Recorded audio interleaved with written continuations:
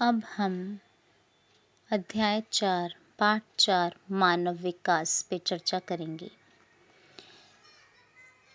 यदि आप अपने चारों ओर देखें तो आप यह पाएंगे कि एक व्यक्ति के जीवन में जन्म के बाद से ही विभिन्न प्रकार के परिवर्तन होते रहते हैं, जो वृद्धावस्था तक भी जारी रहते हैं।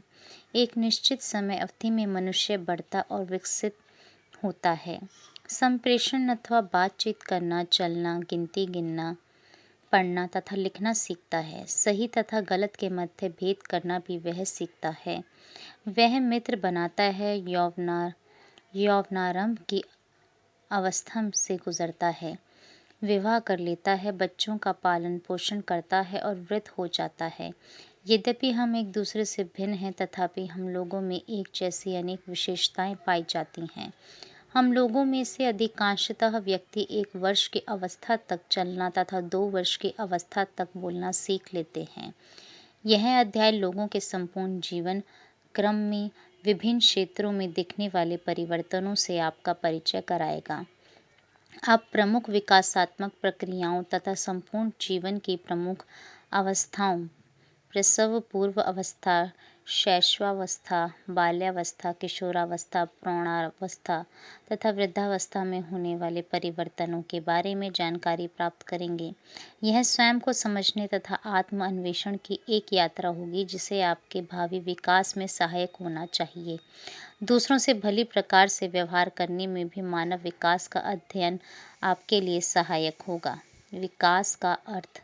जब हम विकास के बारे में सोचते हैं तो निरपवाद रूप से हम दैहिक परिवर्तनों के बारे में सोचते हैं, क्योंकि घर में भाई बहनों में, विद्यालय में मित्रों सहयोगियों में, अथवा घर में माता पिता एवं दादा दादी या अपने आसपास के अन्य लोगों में ये परिवर्तन सामान्यतया देखे जाते हैं।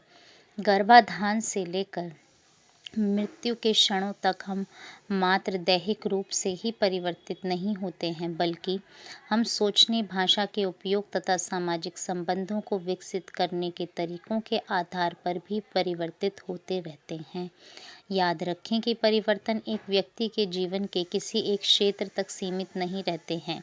ये व्यक्ति में एकीकृत रूप से या एक साथ उत्पन्न होते हैं। विकास गतिशील, क्रमबद्ध तथा पूर्व कथनीय परिवर्तनों का प्रारूप है, जो गर्भाधान से प्रारंभ होता है तथा जीवन पर्यंत चलता रहता है। विकास में मुख्यतया वृद्धि एवं ह्रास, जो वृद्धावस्था में देखा जाता है, दोनों ही तरह के परिवर्तन निहित होते हैं। विकास जैविक, संज्ञानात्मक तथा समाज सांवेगिक प्रक्रियाओं की परस्पर क्रिया से प्रभावित होता है।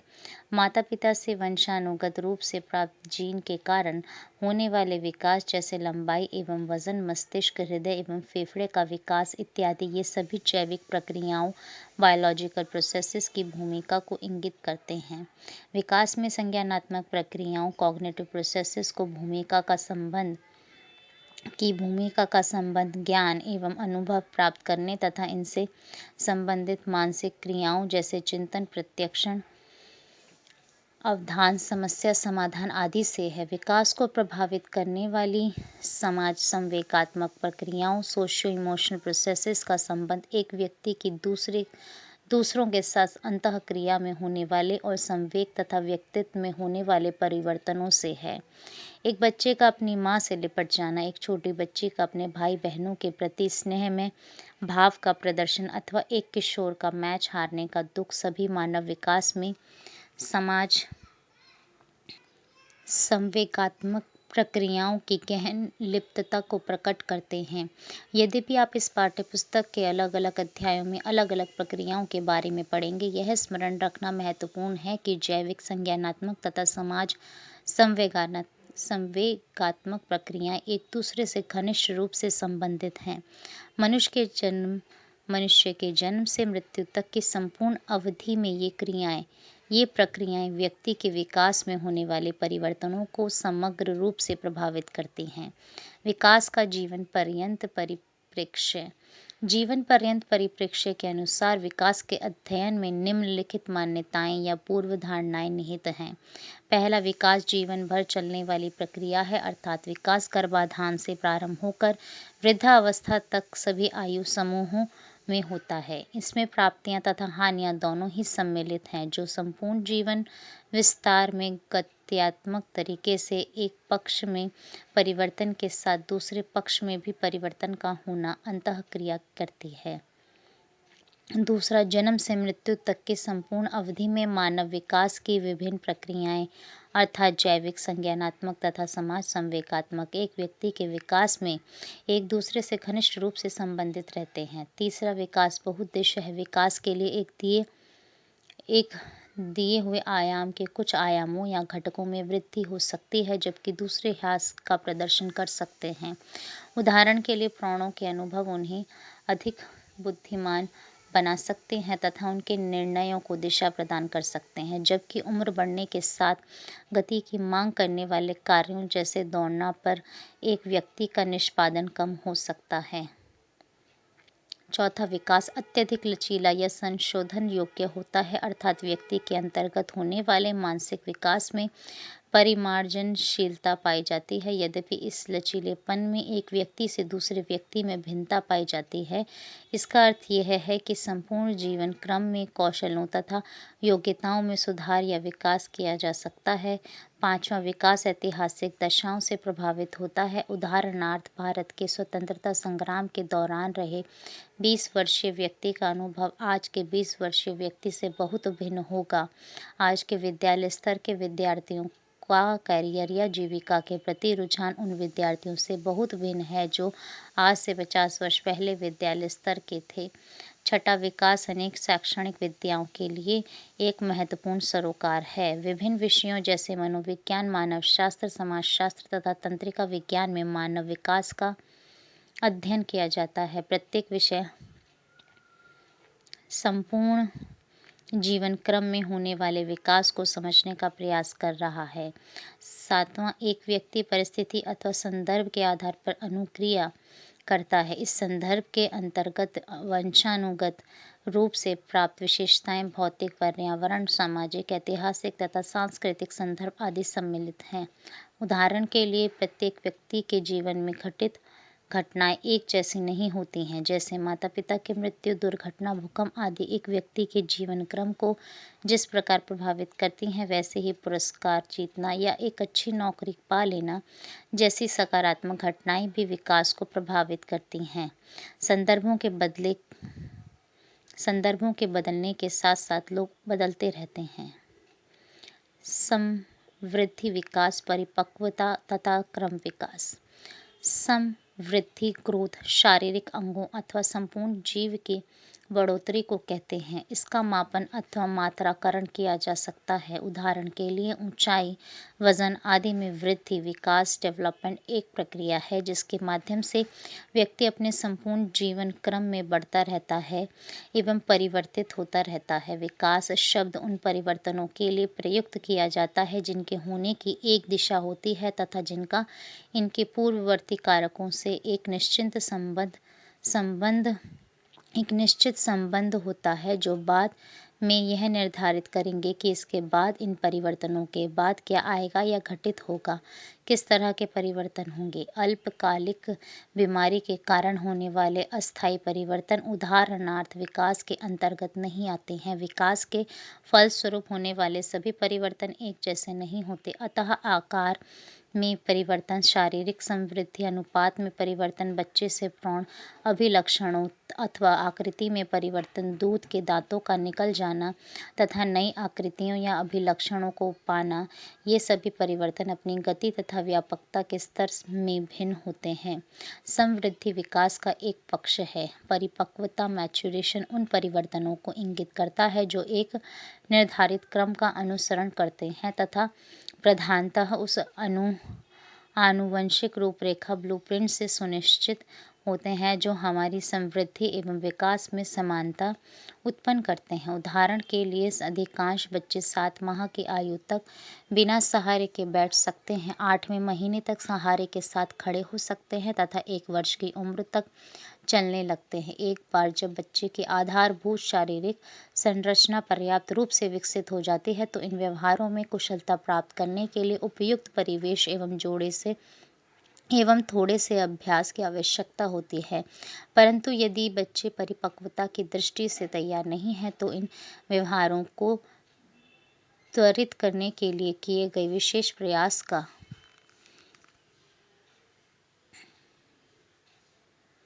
कोई लाभ नहीं मिलता है। ये प्रक्रियाएं अंदर से प्रस्फुटित होती हैं। ये आंतरिक एवं आनुवंशिक रूप से निर्धारित समय सारणी जो प्रजाति विशेष की चरित्र गण विशेषता होती है के अनुसार घटित होती है। क्रम विकास इवोल्यूशन प्रजाति विशिष्ट परिवर्तनों को कहते हैं। प्राकृतिक चयन एक विकासवादी प्रक्रिया है जो उन व्यक्तियों या प्रजातियों को लाभ पहुंचाती है जो अपनी जीवन रक्षा तथा वंश परंपरा को आगे बढ़ाने अर्थात प्रजनन करने के लिए सर्वश्रेष्ठ रूप से अनुकूलित होती हैं। विकासवादी परिवर्तन किसी प्रजाति की एक पीढ़ी से दूसरी पीढ़ी तक पहुंचते हैं। क्रम विकास अत्यंत धीमी गति से आगे बढ़ता है। आदि वानर प्रजाति से मनुष्य प्रजाति की उत्पत्ति में लगभग 14 मिलियन 1 करोड़ 40 लाख वर्ष लगे। ऐसा अनुमान लगाया गया है कि प्राज्ञ मानव लगभग 50,000 वर्ष पहले अस्तित्व में आया। अध्ययन किया जाता अस्तित्व में आया। विकास को प्रभावित करने वाले कारक। क्या आपने अपनी कक्षा में देखा है, अपने आसपास देखा है कि आप में से कुछ लोगों की त्वचा का रंग सांवला है तथा कुछ लोगों की त्वचा का रंग साफ या गोरा है।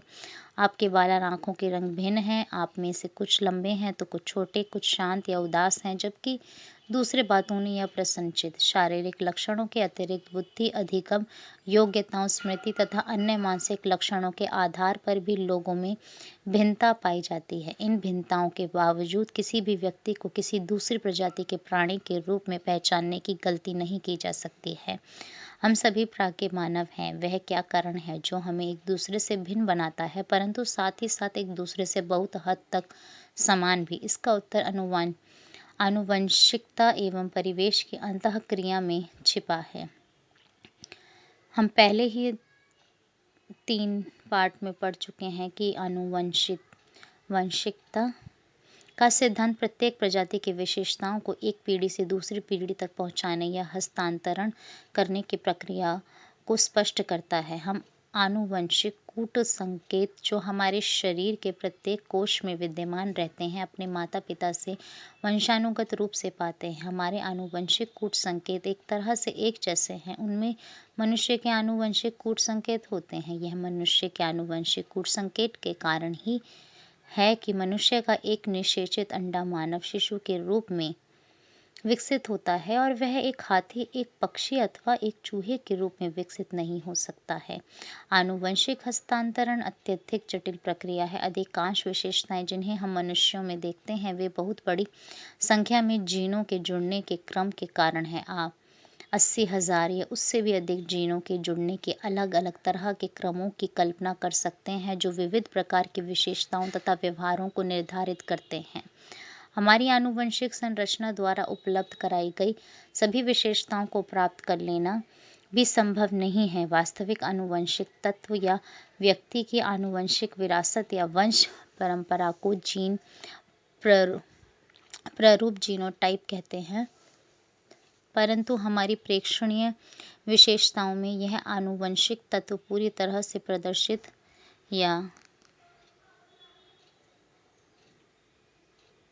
स्पष्ट रूप से पहचानने योग्य नहीं होता है। प्रेक्षणीय एवं मापन योग्य विशेषताओं के रूप में जिस प्रकार व्यक्ति का जीन प्रारूप अभिव्यक्त होता है उसे दृश्य प्रारूप फिनोटाइप कहते हैं। शारीरिक लक्षण जैसे ऊंचाई, वजन, आंख तथा त्वचा का रंग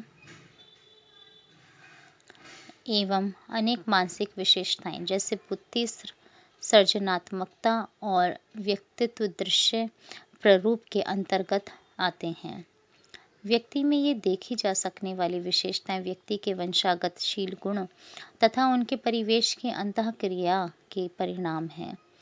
आप जानते हैं कि ये वह आनुवंशिक कूट संकेत हैं जो एक बच्चे को एक विशेष तरीके से विकसित होने के लिए पूर्व प्रवृत्त करते हैं। व्यक्ति के विकास के लिए जीन एक विशिष्ट रूपरेखा, ब्लूप्रिंट तथा समय सारणी प्रदान करते हैं।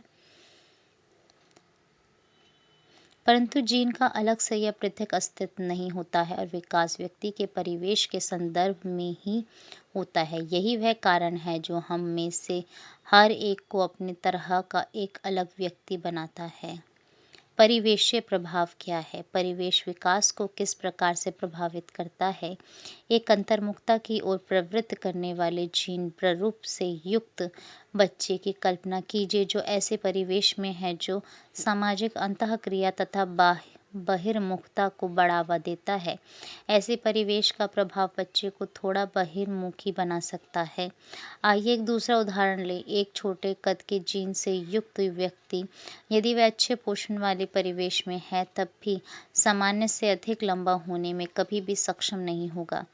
इससे यह प्रदर्शित होता है कि जीन सीमाओं को निर्धारित कर देते हैं और इस सीमा के अंतर्गत परिवेश विकास को प्रभावित करता है।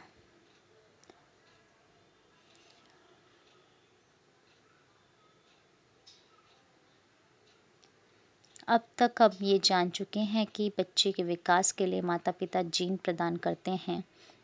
क्या आप जानते हैं कि यह निर्धारित करने में भी उनकी महत्वपूर्ण भूमिका होती है कि उनके बच्चे किस तरह के परिवेश को पाएंगे? सैंड्रा स्कार 1992 उनका मानना है कि अपने बच्चे को माता-पिता जो परिवेश प्रदान करते हैं वह कुछ हद तक उनके स्वयं की आनुवंशिक पूर्व प्रवृत्ति पर निर्भर करता है। उदाहरण के लिए, यदि माता-पिता बुद्धिमान हैं तथा अच्छे पाठक हैं तो वे अपने बच्चों को पढ़ने के लिए पुस्तकें देंगे, जिसका संभावित परिणाम यह होगा कि उनके बच्चे अच्छे पाठक बन जाएंगे और वे पढ़ने में आनंद का अनुभव करेंगे। सहयोगी एवं ध्यान देने की प्रवृत्ति जैसे अपने जीन प्ररूप जो उसे वंशागत रूप से प्राप्त है के परिणाम स्वरूप एक बच्चा उन बच्चों की तुलना में जो सहयोगी एवं ध्यान देने वाले नहीं हैं, अध्यापकों तथा माता पिता से अधिक सुखद अनुक्रियाएं प्राप्त करेगा। इसके अतिरिक्त बच्चे अपने जीन प्ररूप के आधार पर स्वयं कुछ परिवेश का चयन करते हैं। उदाहरण के लिए, अपने जीन प्ररूप के कारण वे संगीत या खेल कूद में अच्छा निष्पादन कर सकते हैं और वे वैसे परिवेश को ढूंढने तथा उसमें अधिक समय व्यतीत करेंगे जो उन्हें संगीत परक कौशलों के निष्पादन या अभ्यास का अवसर प्रदान करेगा। इसी प्रकार एक खिलाड़ी खेल-कूद से संबंधित परिवेश की खोज करेगा। परिवेश से ऐसी अंतःक्रियाएं शैशवावस्था से लेकर किशोरावस्था तक परिवर्तित होती रहती हैं। परिवेशीय प्रभाव भी उतने ही जटिल हैं जितने कि वंश परंपरा से प्राप्त जीन। यदि आपकी कक्षा का मॉनिटर लिखने पढ़ने में तेज होने तथा लोकप्रिय विद्यार्थी होने के आधार पर चुना जाता है तो क्या आप यह मानते हैं कि यह उसके जीन अथवा परिवेश के प्रभाव के कारण है? एक ग्रामीण क्षेत्र का बच्चा जो अत्यधिक बुद्धिमान है, यदि अपने को ठीक तरह से अभिव्यक्त न कर पाने अथवा कंप्यूटर उपयोग की जानकारी न होने के कारण एक नौकरी पाने में सक्षम नहीं हो पाता है, तो क्या आप मानते हैं कि यह जीन अथवा परिवेश के कारण है? विकास का संदर्भ।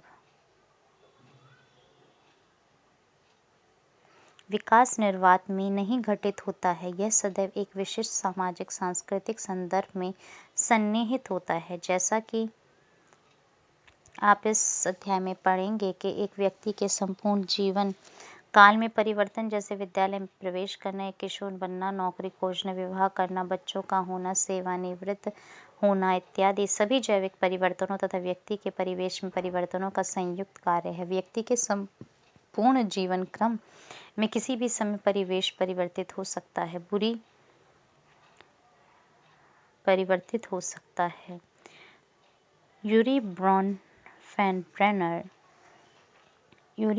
बॉनफ्रेंब्रेनर का विकास का परिस्थितिपरक दृष्टिकोण व्यक्ति के विकास में परिवेशीय कारकों की भूमिका पर अधिक बल देता है। लघुमंडल माइक्रोसिस्टम वह निकटतम परिवेश है जिसमें व्यक्ति रहता है। यही वह परिवेश है जिसमें बच्चा सामाजिक कारकों या एजेंटों जैसे परिवार, साथी, सहयोगी, अध्यापक एवं पड़ोस से प्रत्यक्ष रूप से अंतःक्रिया करता है। इन परिवेशों के मध्य संबंध मध्य मंडल मेसोसिस्टम के अंतर्गत आते हैं। उदाहरण के लिए एक बच्चे के माता पिता अध्यापकों से कैसे संबंध स्थापित करते हैं या माता पिता किशोर के मित्र को किस रूप में देखते हैं, ये ऐसे अनुभव हैं जो एक व्यक्ति के दूसरों से संबंध को प्रभावित करने वाले हैं। बाह्य मंडल एक्सोसिस्टम के अंतर्गत सामाजिक परिवेश की वे घटनाएं आती हैं जहां बच्चा प्रत्यक्ष रूप से प्रतिभागिता नहीं करता है, परंतु वे तात्कालिक परिस्थिति में बच्चे के अनुभव को प्रभावित करती हैं। उदाहरण के लिए माता या पिता का स्थानांतरण माता पिता में तनाव उत्पन्न कर सकता है, जो बच्चे के साथ उनकी अंतःक्रिया अथवा बच्चे को उपलब्ध सामान्य सुख सुविधाएं जैसे विद्यालय, पठन पाठन, पुस्तकालय सुविधाएं, चिकित्सीय देखरेख, मनोरंजन के साथ आदि की गुणवत्ता को प्रभावित कर सकता है। बृहत मंडल मैक्रो सिस्टम के अंतर्गत वह संस्कृति आती है जिसमें व्यक्ति रहता है। व्यक्ति के विकास में संस्कृति के महत्व को हम पहले पढ़ चुके हैं। घटना मंडल क्रोनो सिस्टम में व्यक्ति के जीवन क्रम की घटनाएं तथा उस काल की सामाजिक ऐतिहासिक परिस्थितियां जैसे माता पिता का तलाक या आर्थिक आघात एवं बच्चों पर उनका प्रभाव आदि निहित हैं। संक्षेप में ब्रॉनफेन-ब्रेनर का दृष्टिकोण यह है कि बच्चे का विकास उस जटिल संसार से सार्थक रूप से प्रभावित होता है जो उसे आच्छादित किए हुए हैं, चाहे वह उसके साथियों के साथ बातचीत का गौण प्रसंग हो अथवा जीवन की वे सामाजिक या आर्थिक परिस्थितियां जिसमें उसने जन्म लिया है। शोध यह प्रदर्शित करते हैं कि साधन रहित परिवेश में बच्चों को पुस्तकों, पत्र पत्रिकाओं, खिलौनों आदि से रहित उत्तेजनाहीन परिवेश मिलता है, उसमें ऐसे अनुभवों का अभाव होता है जैसे पुस्तकालय, संग्रहालय, चिड़ियाघर आदि में जाना। इसमें ऐसे माता पिता होते हैं जो भूमिका प्रतिरूप स्थापित करने में प्रभावहीन होते हैं। माता पिता से अंतःक्रिया उपयुक्त तरीके से नहीं होती है तथा बच्चे अत्यधिक भीड़ एवं शोरगुल वाले परिवेश में रहते हैं। इन परिस्थितियों के फलस्वरूप बच्चे असुविधाजनक स्थिति में होते हैं एवं उन्हें सीखने में कठिनाइयां होती हैं। दुर्गानंद सिन्हा 1977 ने भारतीय संदर्भ में बच्चों के विकास को समझने के लिए एक परिस्थितिक मॉडल प्रस्तुत किया है। बच्चे की परिस्थितिक को दो संकेंद्रीय परतों के रूप में देखा जा सकता है। बच्चे की परिस्थितिक को दो संकेंद्रीय परतों के रूप में देखा जा सकता है। ऊपरी एवं अधिक दृश्य परतों के अंतर्गत घर, विद्यालय, समझ समूह आदि आते हैं। दृश्य ऊपरी परत में बच्चे के विकास को प्रभावित करने वाले सबसे महत्वपूर्ण पारिस्थितिक कारक के अंतर्गत अग्रांकित तत्व आते हैं। पहला, घर, उसमें क्षमता से अधिक लोगों का रहना, प्रत्येक सदस्य के लिए उपलब्ध स्थान, प्रयोग में लाए जाने वाले खिलौने, तकनीकी उपकरण आदि के आधार पर घर की परिस्थिति। दूसरा, विद्यालय पठन पाठन का स्वरूप तथा गुणवत्ता, वे सुविधाएं जो बच्चे को प्रस्तुत की जाती हैं। और तीसरा, बाल्यावस्था तथा उसके बाद की अवस्था समूह के साथ की जाने वाली अंतःक्रिया एवं गतिविधियों का स्वरूप।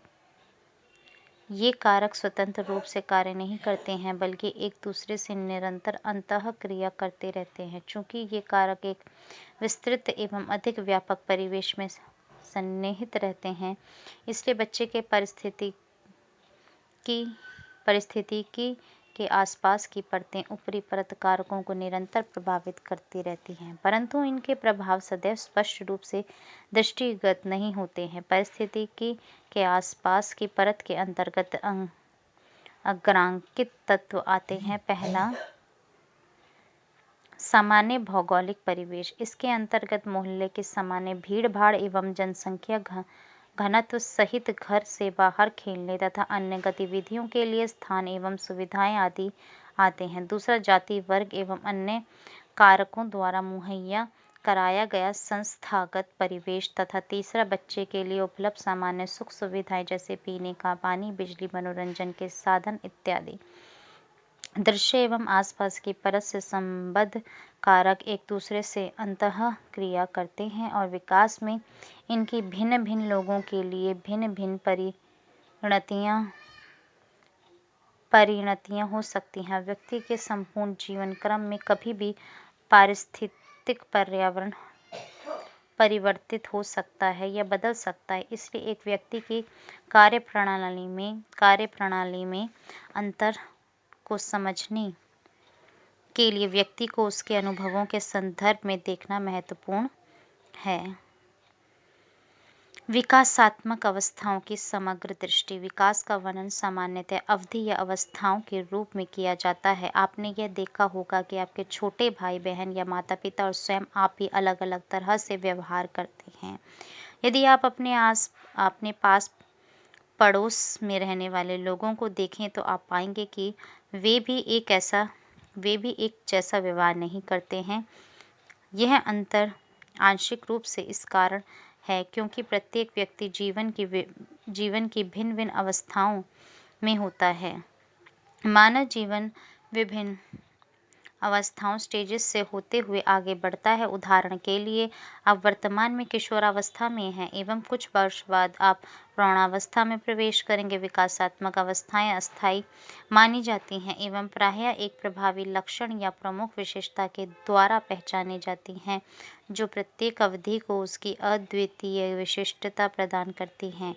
एक विशिष्ट अवस्था में व्यक्ति एक निर्धारित लक्ष्य की ओर अग्रसर होता है, एक स्थिति या योग्यता जिसे विकास के अनुक्रम में अगली अवस्था तक बढ़ने से पहले ठीक उसी क्रम में प्राप्त कर लेना चाहिए जिस प्रकार से अन्य व्यक्तियों ने प्राप्त किया है।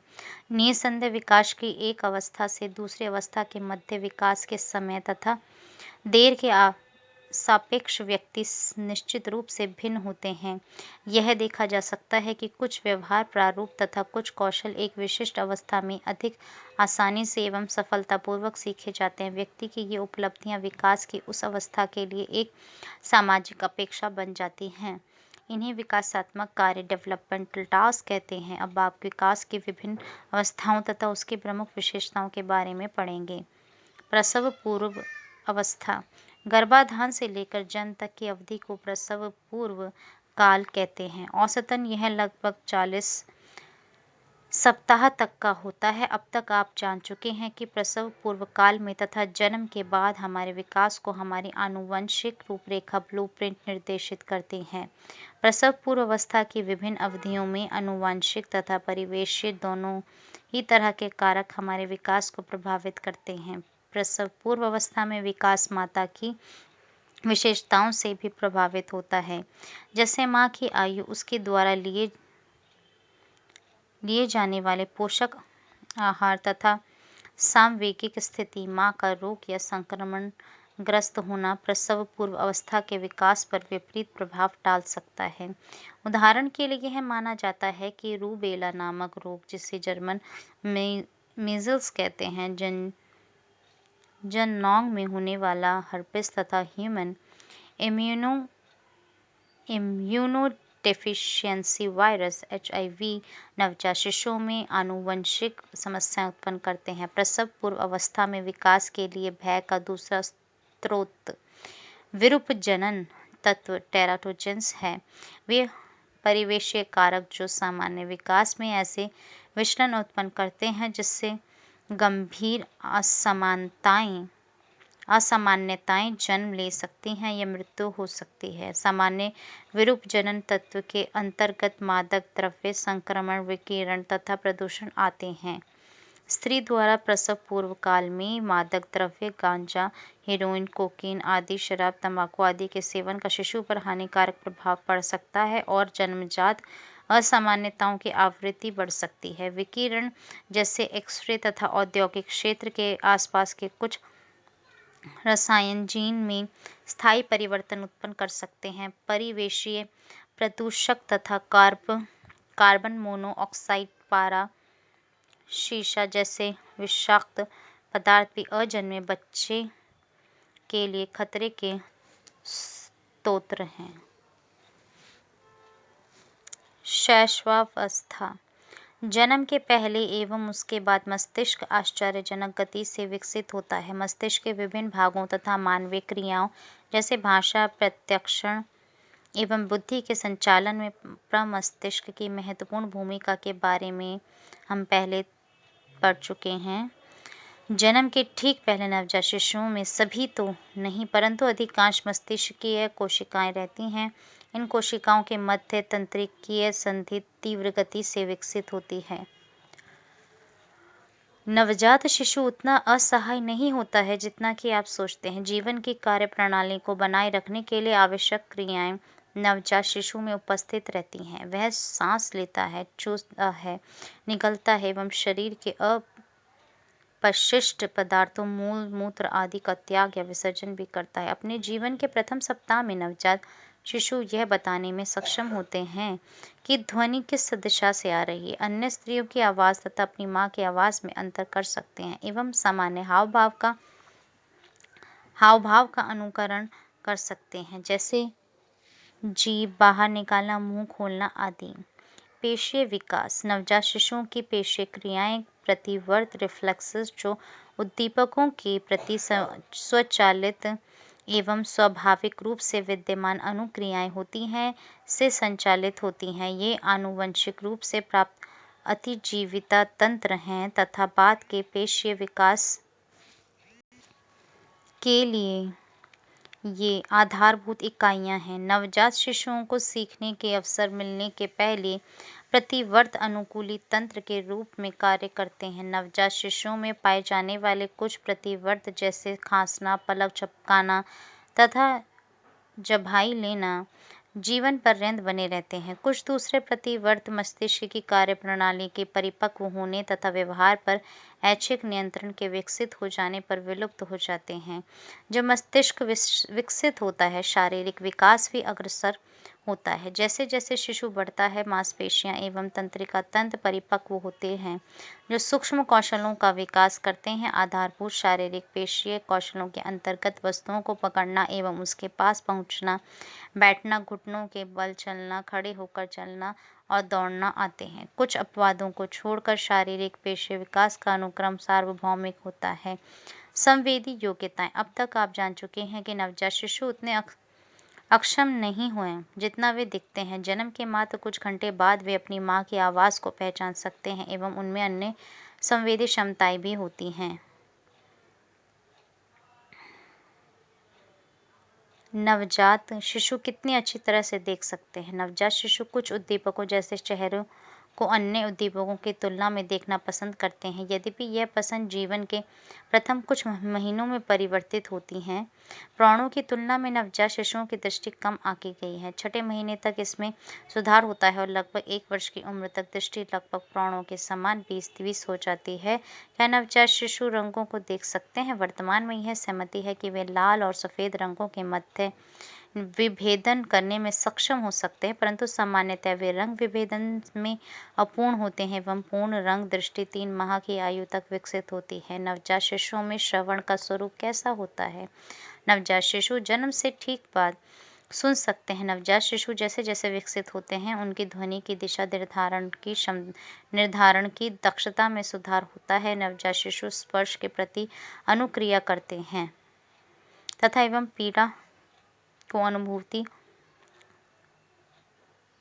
एवं वे पीड़ा की अनुभूति भी कर सकते हैं। घ्राण एवं स्वाद की दोनों क्षमताएं भी नवजात शिशुओं में होती हैं।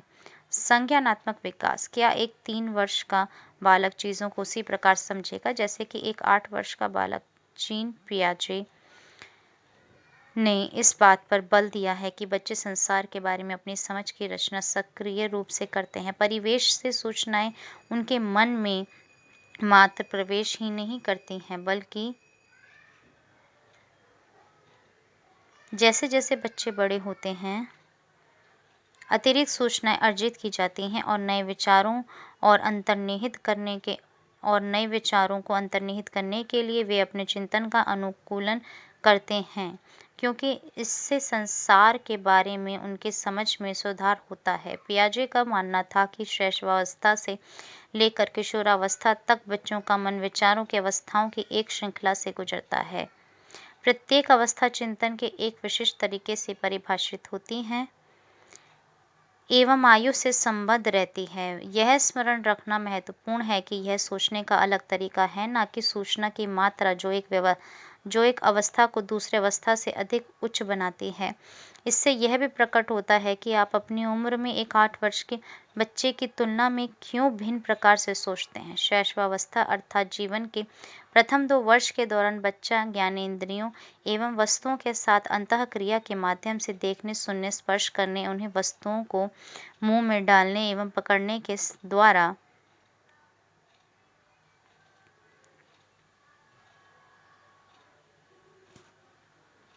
इस संसार का अनुभव करता है। नवजात शिशु वर्तमान में रहता है। जो उसकी दृष्टि के क्षेत्र से बाहर होता है वह उसके मन से भी बाहर होता है। उदाहरण के लिए, यदि आप बच्चे के सामने उस खिलौने को छिपा देते हैं जिससे वह खेल रहा था, तो छोटा शिशु इस प्रकार से प्रतिक्रिया करेगा जैसे कि कुछ हुआ ही ना हो, अर्थात वह खिलौने नहीं ढूंढेगा। बच्चा मान लेता है कि खिलौना नहीं है। पियाजे के अनुसार इस अवस्था में बच्चे तत्कालिक संवेदी अनुभवों के परे नहीं जाते हैं, अर्थात उनमें वस्तु स्थायित्व, ऑब्जेक्ट परमानेंस,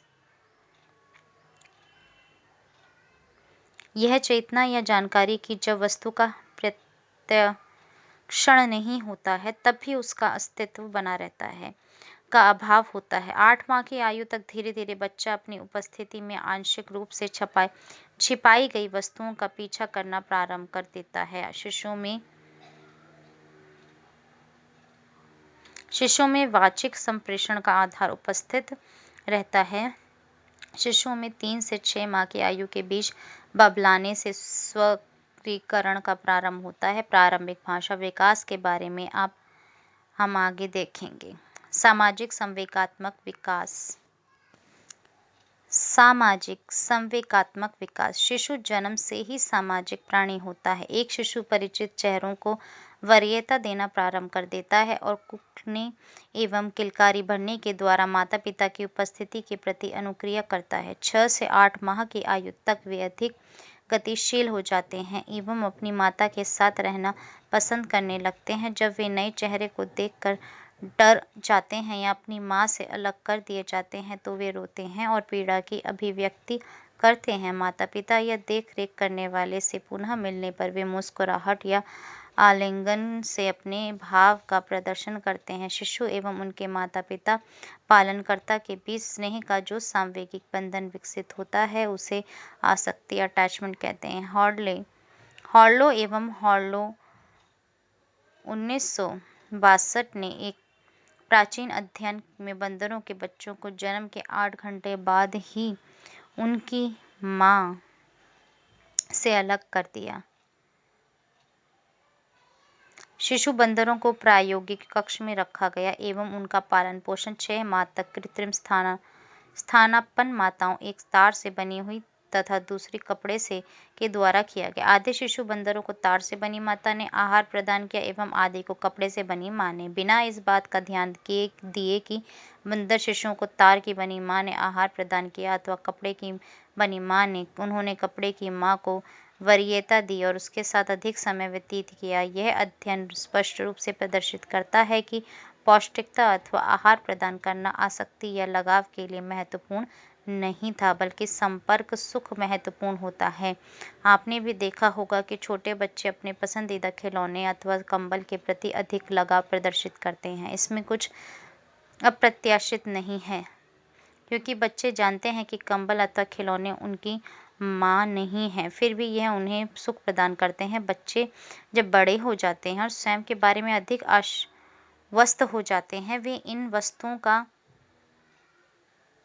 परित्याग कर देते हैं। मानव शिशु अपने माता पिता अथवा देख रेख करने वाले के प्रति भी आसक्ति विकसित करते हैं, जो लगातार और उपयुक्त ढंग से उनके प्यार और दुलार के संकेतों का उपयुक्त प्रत्युत्तर देते हैं। एरिक एरिक्सन 68 के अनुसार जीवन का प्रथम वर्ष आसक्ति के विकास के लिए महत्वपूर्ण समय होता है। यह विश्वास अथवा अविश्वास के विकास की अवस्था को निरूपित करता है। विश्वास का बोध भौतिक सुख की अनुभूति पर निर्मित होता है, जो संसार के प्रति एक प्रत्याशा विकसित करता है कि यह सुरक्षित और अच्छा स्थान है। बच्चों में विश्वास का बोध सहानुभूतिपूर्ण एवं संवेदनशील पैतृक प्रभाव द्वारा विकसित होता है। यदि माता-पिता संवेदनशील हैं, स्नेहिल एवं उनमें स्वीकृति प्रदान करने वाले हैं, तो यह बच्चे में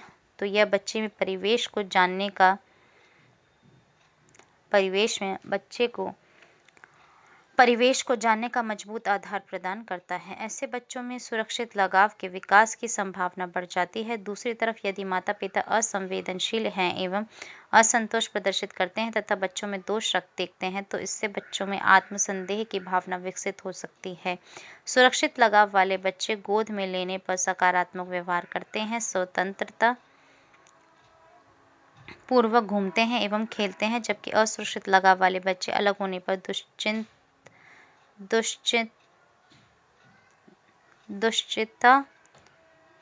दुश्चिंता की अनुभूति करते हैं तथा रोने चिल्लाते हैं, क्योंकि उनमें भय पाया जाता है और वे विचलित हो जाते हैं। बच्चे के स्वस्थ विकास के लिए संवेदनशील एवं स्नेहिल प्राणों के साथ घनिष्ठ अंतःक्रियात्मक संबंध प्रथम चरण होता है। नवजात शिशुओं में उपस्थित कुछ मुख्य परिवर्त। तो पहला जो परिवर्त है रूटिंग, उसमें विवरण होता है गाल को छूने पर सिर को घुमाना एवं मुख खोलना।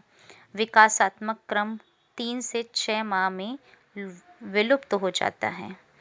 मोरो, दूसरा प्रतिवर्त मोरो, और इसका विवरण है यदि तीव्र शोर होता है तो बच्चा अपनी कमर को मोड़ते हुए भुजा को आगे की ओर फेंकता है और फिर अपनी भुजाओं को एक साथ लाता है जैसे कुछ पकड़ रहा हो। विकासात्मक क्रम इसका 6 से 7 माह में विलुप्त हो जाते हैं, यद्यपि तीव्र शोर के प्रति अनुक्रिया स्थायी होती है। तीसरा प्रतिवर्त है पकड़ना। बच्चे की हथेली को यदि उंगली अथवा किसी अन्य वस्तु से दबाया जाता है तो बच्चे की उंगलियां उसके इर्द गिर्द लिपट जाती हैं। विकासात्मक क्रम है 3 से 4 माह में विलुप्त हो जाता है। ये ऐच्छिक पकड़ से विस्थापित हो जाते हैं। बेबिंस्की चौथा प्रतिवर्त, इसमें विवरण यदि बच्चे के पैर के तलवे को ठोका जाता है तो पैर की उंगलियां ऊपर की ओर जाती हैं और फिर आगे की ओर मुड़ जाती हैं। विकासात्मक क्रम इसका है 8 से 12 माह में ये रहता है। अब पियाजे जो द्वारा प्रतिपादित संज्ञानात्मक विकास की जो अवस्थाएं हैं वो देखते हैं। पहली अवस्था संवेदी प्रेरक सन्निकट आयु की 0 से 2 वर्ष तक होती है। इसमें विशेषताएं हैं। शिशु संवेदी अनुभवों का शारीरिक क्रियाओं के साथ समन्वय करते हुए संसार का अन्वेषण करता है। दूसरा अवस्था है पूर्व संक्रियात्मक सन्निकट आयु 2 से 7 वर्ष। इसमें विशेषताएं प्रतीकात्मक विचार विकसित होते हैं। वस्तु स्थायित्व उत्पन्न होता है। बच्चा वस्तु के विभिन्न भौतिक गुणों को समन्वित नहीं कर पाता है। तीसरा अवस्था मूर्त संक्रियात्मक सन्निकट आयु 7 से 11 वर्ष। बच्चा मूर्त घटनाओं के संबंध में युक्ति संगत तर्कना कर सकता है और वस्तुओं को विभिन्न समूहों में वर्गीकृत कर सकता है। वस्तुओं की मानस प्रतिमाओं पर परिवर्तनीय मानसिक संक्रियाएं करने में सक्षम होता है। चौथा अवस्था औपचारिक संक्रियात्मक, इसमें सन्निकट आयु 11 से 15 वर्ष और विशेषताएं किशोर तर्क का अनुप्रयोग अधिक अमूर्त रूप से कर सकते हैं। परिकल्पनात्मक चिंतन विकसित होते हैं। बाल्यावस्था। शैशवावस्था की तुलना में पूर्व बाल्यावस्था में बच्चे में समवृद्धि मंद हो जाती है। बच्चा शारीरिक रूप से विकसित होता है, उसकी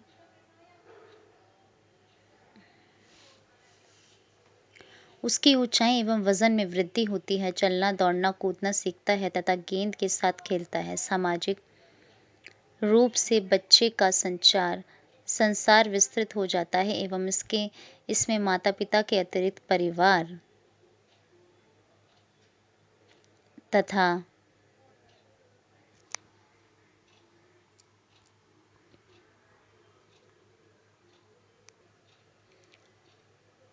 पास पड़ोस एवं विद्यालय के प्रौढ़ व्यक्ति भी सम्मिलित हो जाते हैं।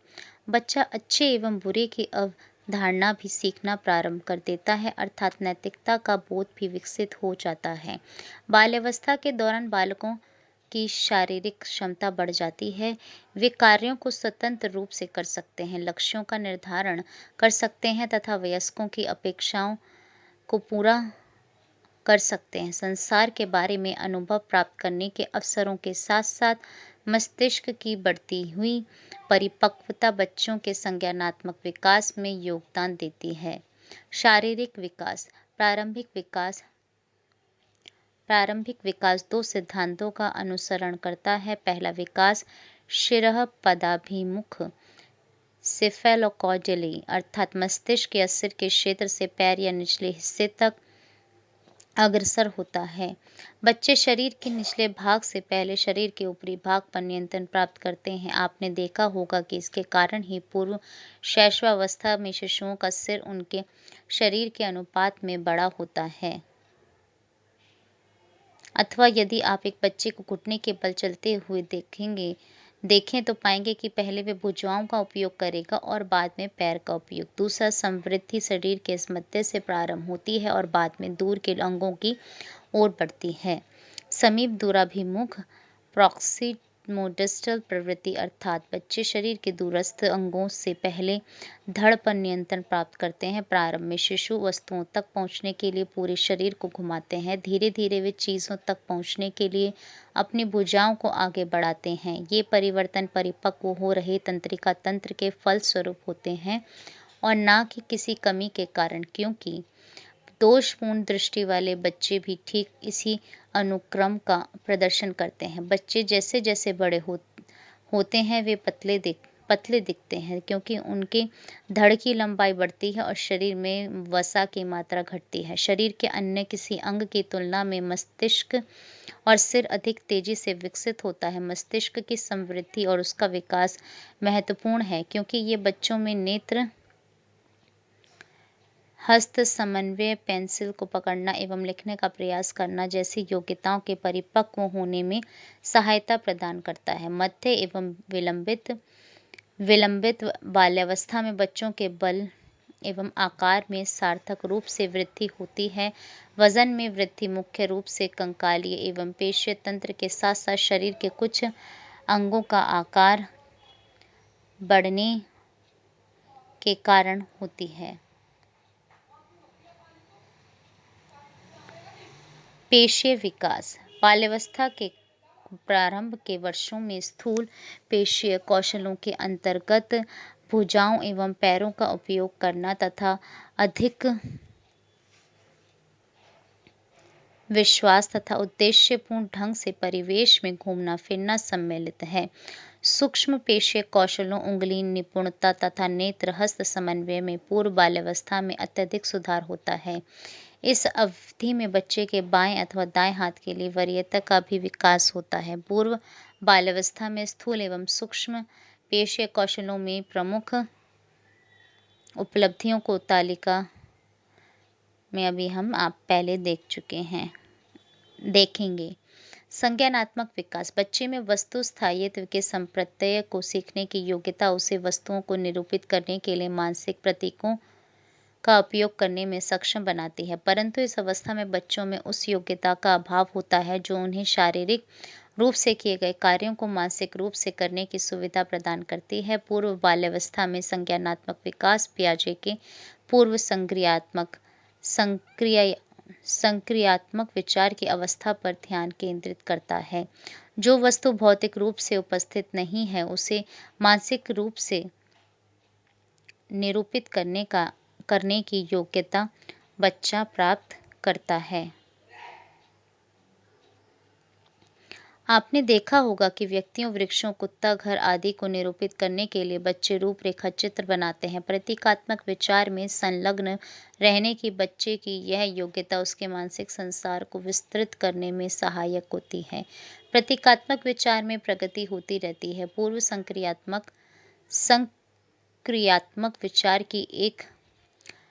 की एक प्रमुख विशेषता अहंकेंद्रवाद है, अर्थात बच्चे दुनिया को केवल अपने दृष्टिकोण से देखते हैं और दूसरों के दृष्टिकोण के महत्व को समझने में सक्षम नहीं होते हैं। अहंकेंद्रवाद के कारण बच्चे जीववाद में लिप्त हो जाते हैं। चिंतन करने की सभी चीजें उन्हीं की तरह सजीव हैं। वे निर्जीव वस्तुओं में जीवन की कल्पना करते हैं। उदाहरण के लिए, यदि दौड़ते समय बच्चा फिसल कर सड़क पर गिर जाता है तो वह जीववादी चिंतन का प्रदर्शन यह कहकर करेगा कि सड़क ने मुझे चोट पहुंचाई। जैसे जैसे बच्चे बढ़ते हैं और लगभग 4 से 7 वर्ष की आयु के हो जाते हैं तो वे अपने सभी वैसे प्रश्नों का उत्तर पाना चाहते हैं, जैसे आकाश नीला क्यों है, वृक्ष कैसे बढ़ते हैं इत्यादि। ऐसे प्रश्न बच्चों को यह जानने में सहायता करते हैं कि चीजें जिस रूप में है वैसे ही क्यों है। पियाजे ने इसे अंतःप्रज्ञात्मक विचार की अवस्था कहा। पूर्व संक्रियात्मक अवस्था के विचार की एक अन्य विशेषता बच्चों में केंद्रीकरण की प्रवृत्ति, अर्थात एक घटना को समझने के लिए किसी एक विशेषता या पक्ष पर ध्यान देना से परिभाषित होती है। उदाहरण के लिए, एक बच्चा बड़े गिलास में जूस पीने की जिद कर सकता है। एक छोटे चौड़े गिलास की तुलना में एक लंबे व पतले गिलास को वरीयता देता है, जबकि दोनों ही गिलास में समान मात्रा में जूस रहता है। जब बच्चा बड़ा होता है और लगभग 7 से 11 वर्ष की आयु का हो जाता है, तब मध्य एवं विलंबित बाल्यावस्था की अवधि अंतर्बोधपरक विचार, तार्किक विचार के द्वारा विस्थापित हो जाता है। यह मूर्त संक्रियात्मक विचार की अवस्था है जो संक्रियाओं से बनती है। वे मानसिक क्रियाएं जो बच्चे को पूर्व में शारीरिक रूप से किए गए कार्यों को मानसिक रूप से करने की सुविधा प्रदान करती हैं।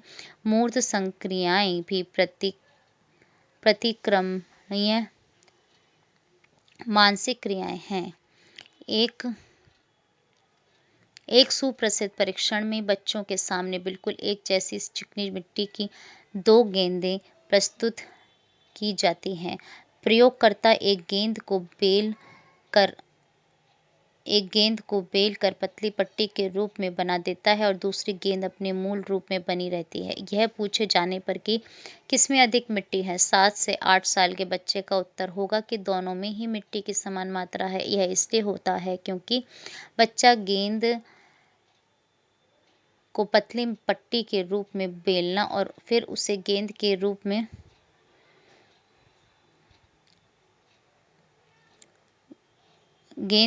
में गोल कर देने की कल्पना कर लेता है, जिसका अर्थ है कि वह मूर्त वास्तविक वस्तुओं पर प्रतिक्रमणीय मानसिक क्रिया की कल्पना करने में सक्षम है। आपके विचार से एक पूर्व संक्रियात्मक अवस्था के बच्चे ने क्या किया होता?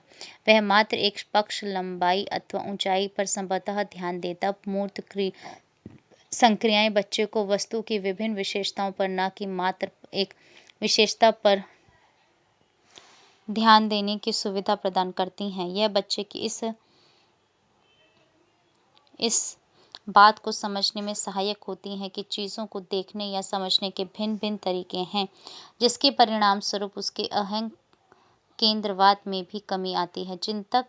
चिंतन अधिक लचीला हो जाता है और समस्या समाधान करते समय बच्चे विकल्पों के बारे में सोच सकते हैं अथवा आवश्यकता पड़ने पर अपने द्वारा उपयोग में लाए गए उपायों को मानसिक रूप से दोहरा सकते हैं। पूर्व संक्रियात्मक अवस्था का बालक यद्यपि एक वस्तु के विभिन्न गुणों के मध्य संबंध को देखने की योग्यता विकसित कर लेता है, वह अमूर्त चिंतन नहीं कर सकता है, अर्थात वह अब भी वस्तुओं की अनुपस्थिति में विचारों का प्रहसन नहीं कर सकता है। उदाहरणार्थ, बीजगणितीय समीकरण को पूरा करने के लिए आवश्यक चरण अथवा पृथ्वी के अक्षांश या देशांतर रेखाओं की कल्पना करना। बच्चे की बढ़ती हुई संज्ञानात्मक योग्यताएं भाषा अर्जन को सुगम बना देती हैं। अध्याय 8 में हम पढ़ेंगे कि बच्चे कैसे शब्दावली एवं व्याकरण का विकास करते हैं। सामाजिक सांवेगिक विकास, स्व, सेल्फ, लिंग, जेंडर तथा नैतिक मॉरल विकास बच्चों के सामाजिक सांवेगिक विकास के महत्वपूर्ण आयाम हैं। बाल्यावस्था के प्रारंभिक वर्षों में स्व में कुछ महत्वपूर्ण विकास होते हैं। सामाजिकरण के कारण बच्चा यह बोध विकसित कर लेता है कि वह कौन है और वह अपनी पहचान किसकी तरह बनाना चाहता है। विकसित हो रहे स्वतंत्रता के बोध के कारण बच्चे कार्यों को अपने तरीके से करते हैं। एरिक्सन के अनुसार उनकी बच्चों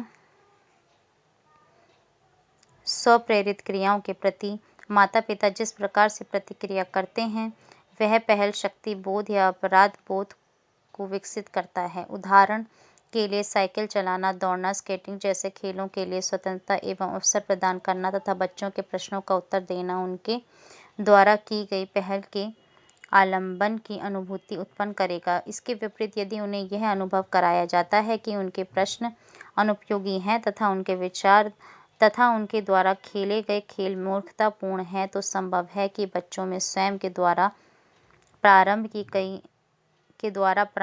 गई क्रियाओं के प्रति दोष भावना विकसित होगी, जो बच्चों के बाद के जीवन में भी बनी रह सकती है। पूर्व बाल्यावस्था में आत्मबोध स्वयं को शारीरिक विशेषताओं के आधार पर परिभाषित करने तक सीमित रहता है। मैं लंबा हूँ, उसके बाल काले हैं, मैं एक लड़की हूँ इत्यादि। मध्य एवं विलंबित बाल्यावस्था में बच्चे में संभवतः स्वयं को अपने आंतरिक विशेषताओं के आधार पर परिभाषित करने की संभावना बढ़ जाती है, जैसे मैं फुर्तीला हूँ एवं मैं लोकप्रिय हूँ, अथवा जब विद्यालय में अध्यापक मुझे कोई दायित्व देते हैं तो मैं गर्व का अनुभव करता हूँ। स्वयं को मानसिक विशेषताओं के आधार पर परिभाषित करने के अतिरिक्त बच्चों के आत्म विवरण के अंतर्गत स्व का सामाजिक पक्ष भी आता है, जैसे स्वयं को सामाजिक समूहों के संदर्भ में देखना, जैसे विद्यालय के संगीत क्लब, पर्यावरण क्लब अथवा किसी धार्मिक समूह का सदस्य होना। बच्चों के आत्मबोध के अंतर्गत सामाजिक तुलना का पक्ष भी आता है।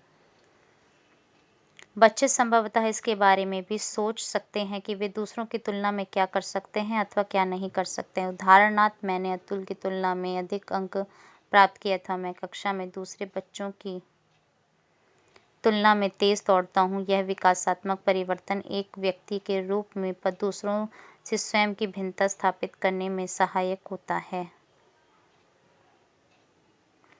बच्चे जब विद्यालय में प्रवेश करते हैं तो उनका सामाजिक जगत परिवार से बाहर तक विस्तृत हो जाता है। वे अपनी उम्र के मित्रों व समकक्षियों के साथ अधिक समय भी व्यतीत करते हैं। अतः बच्चे अपने समकक्षियों के साथ जो अतिरिक्त समय देते हैं वह उनके विकास को एक रूप प्रदान करता है। स्थूल एवं सूक्ष्म पेशे कौशलों में प्रमुख उपलब्धियां देखते हैं। आयु वर्ष में 3 वर्ष के अंदर स्थूल पेशीय कौशल उछलना, कूदना, दौड़ना। सूक्ष्म पेशीय कौशल ब्लॉक बनाना, तर्जनी एवं अंगूठे की सहायता से वस्तुओं को उठाना। 4 वर्ष प्रत्येक पादान पर एक एक पैर रखते हुए सीढ़ियों पर चढ़ना एवं उतरना। 4 वर्ष की उम्र में प्रत्येक पादान पर एक एक पैर रखते हुए सीढ़ियों पर चढ़ना एवं उतरना। सूक्ष्म पेशीय कौशल चित्रात्मक पहेलियों को भली भांति जोड़ना। 5 वर्ष में तेज दौड़ना, दौड़ प्रतिस्पर्धा का आनंद लेना। सूक्ष्म पेशीय कौशल हाथ, भुजा एवं शरीर ये सभी आंख की गति के साथ समन्वित होते हैं।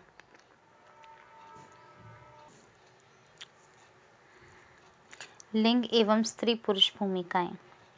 क्या शतरंज एक पुरुष का खेल है अथवा एक महिला का खेल है अथवा दोनों का? बेकिंग, ब्रेड, केक आदि को बनाना एक महिला का कार्य है अथवा एक पुरुष का कार्य है? गाड़ी चलाना, वाद विवाद करना एवं भौतिकी की प्रयोगशाला में प्रयोग करना, इनके संबंध में आपका क्या विचार है? अथवा टीवी पर बेचे जाने वाले युवा पुरुषों एवं महिलाओं के सामानों पर ध्यान दीजिए। लड़के एवं लड़कियों को कैसा होना चाहिए, इनके संबंध में इनसे क्या पता चलता है?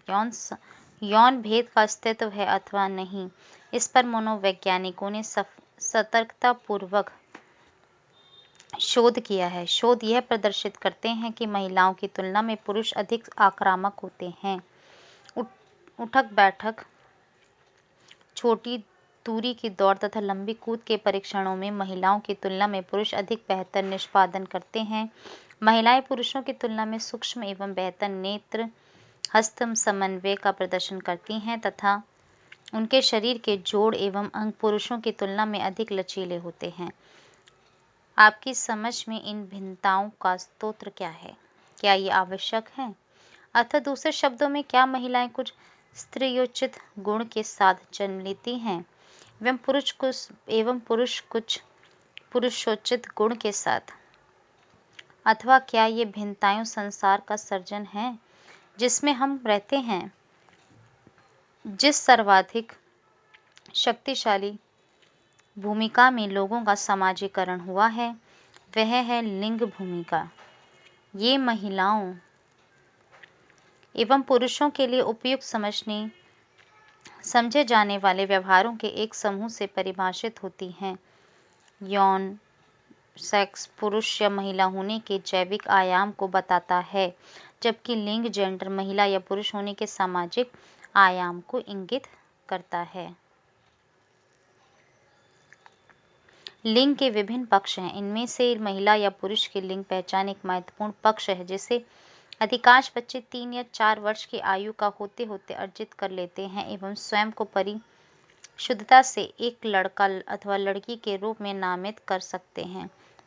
जब वे बड़े होते हैं तो उनके खिलौनों तथा खेलों की पसंद में इसे देखा जा सकता है। लिंग भूमिकाएं अपेक्षाओं का एक समूह है जो यह प्रस्तावित करती हैं कि महिलाओं एवं पुरुषों को किस प्रकार से सोचना, कार्य करना एवं अनुभव करना चाहिए। लिंग समाजीकरण पर माता-पिता का महत्वपूर्ण प्रभाव पड़ता है।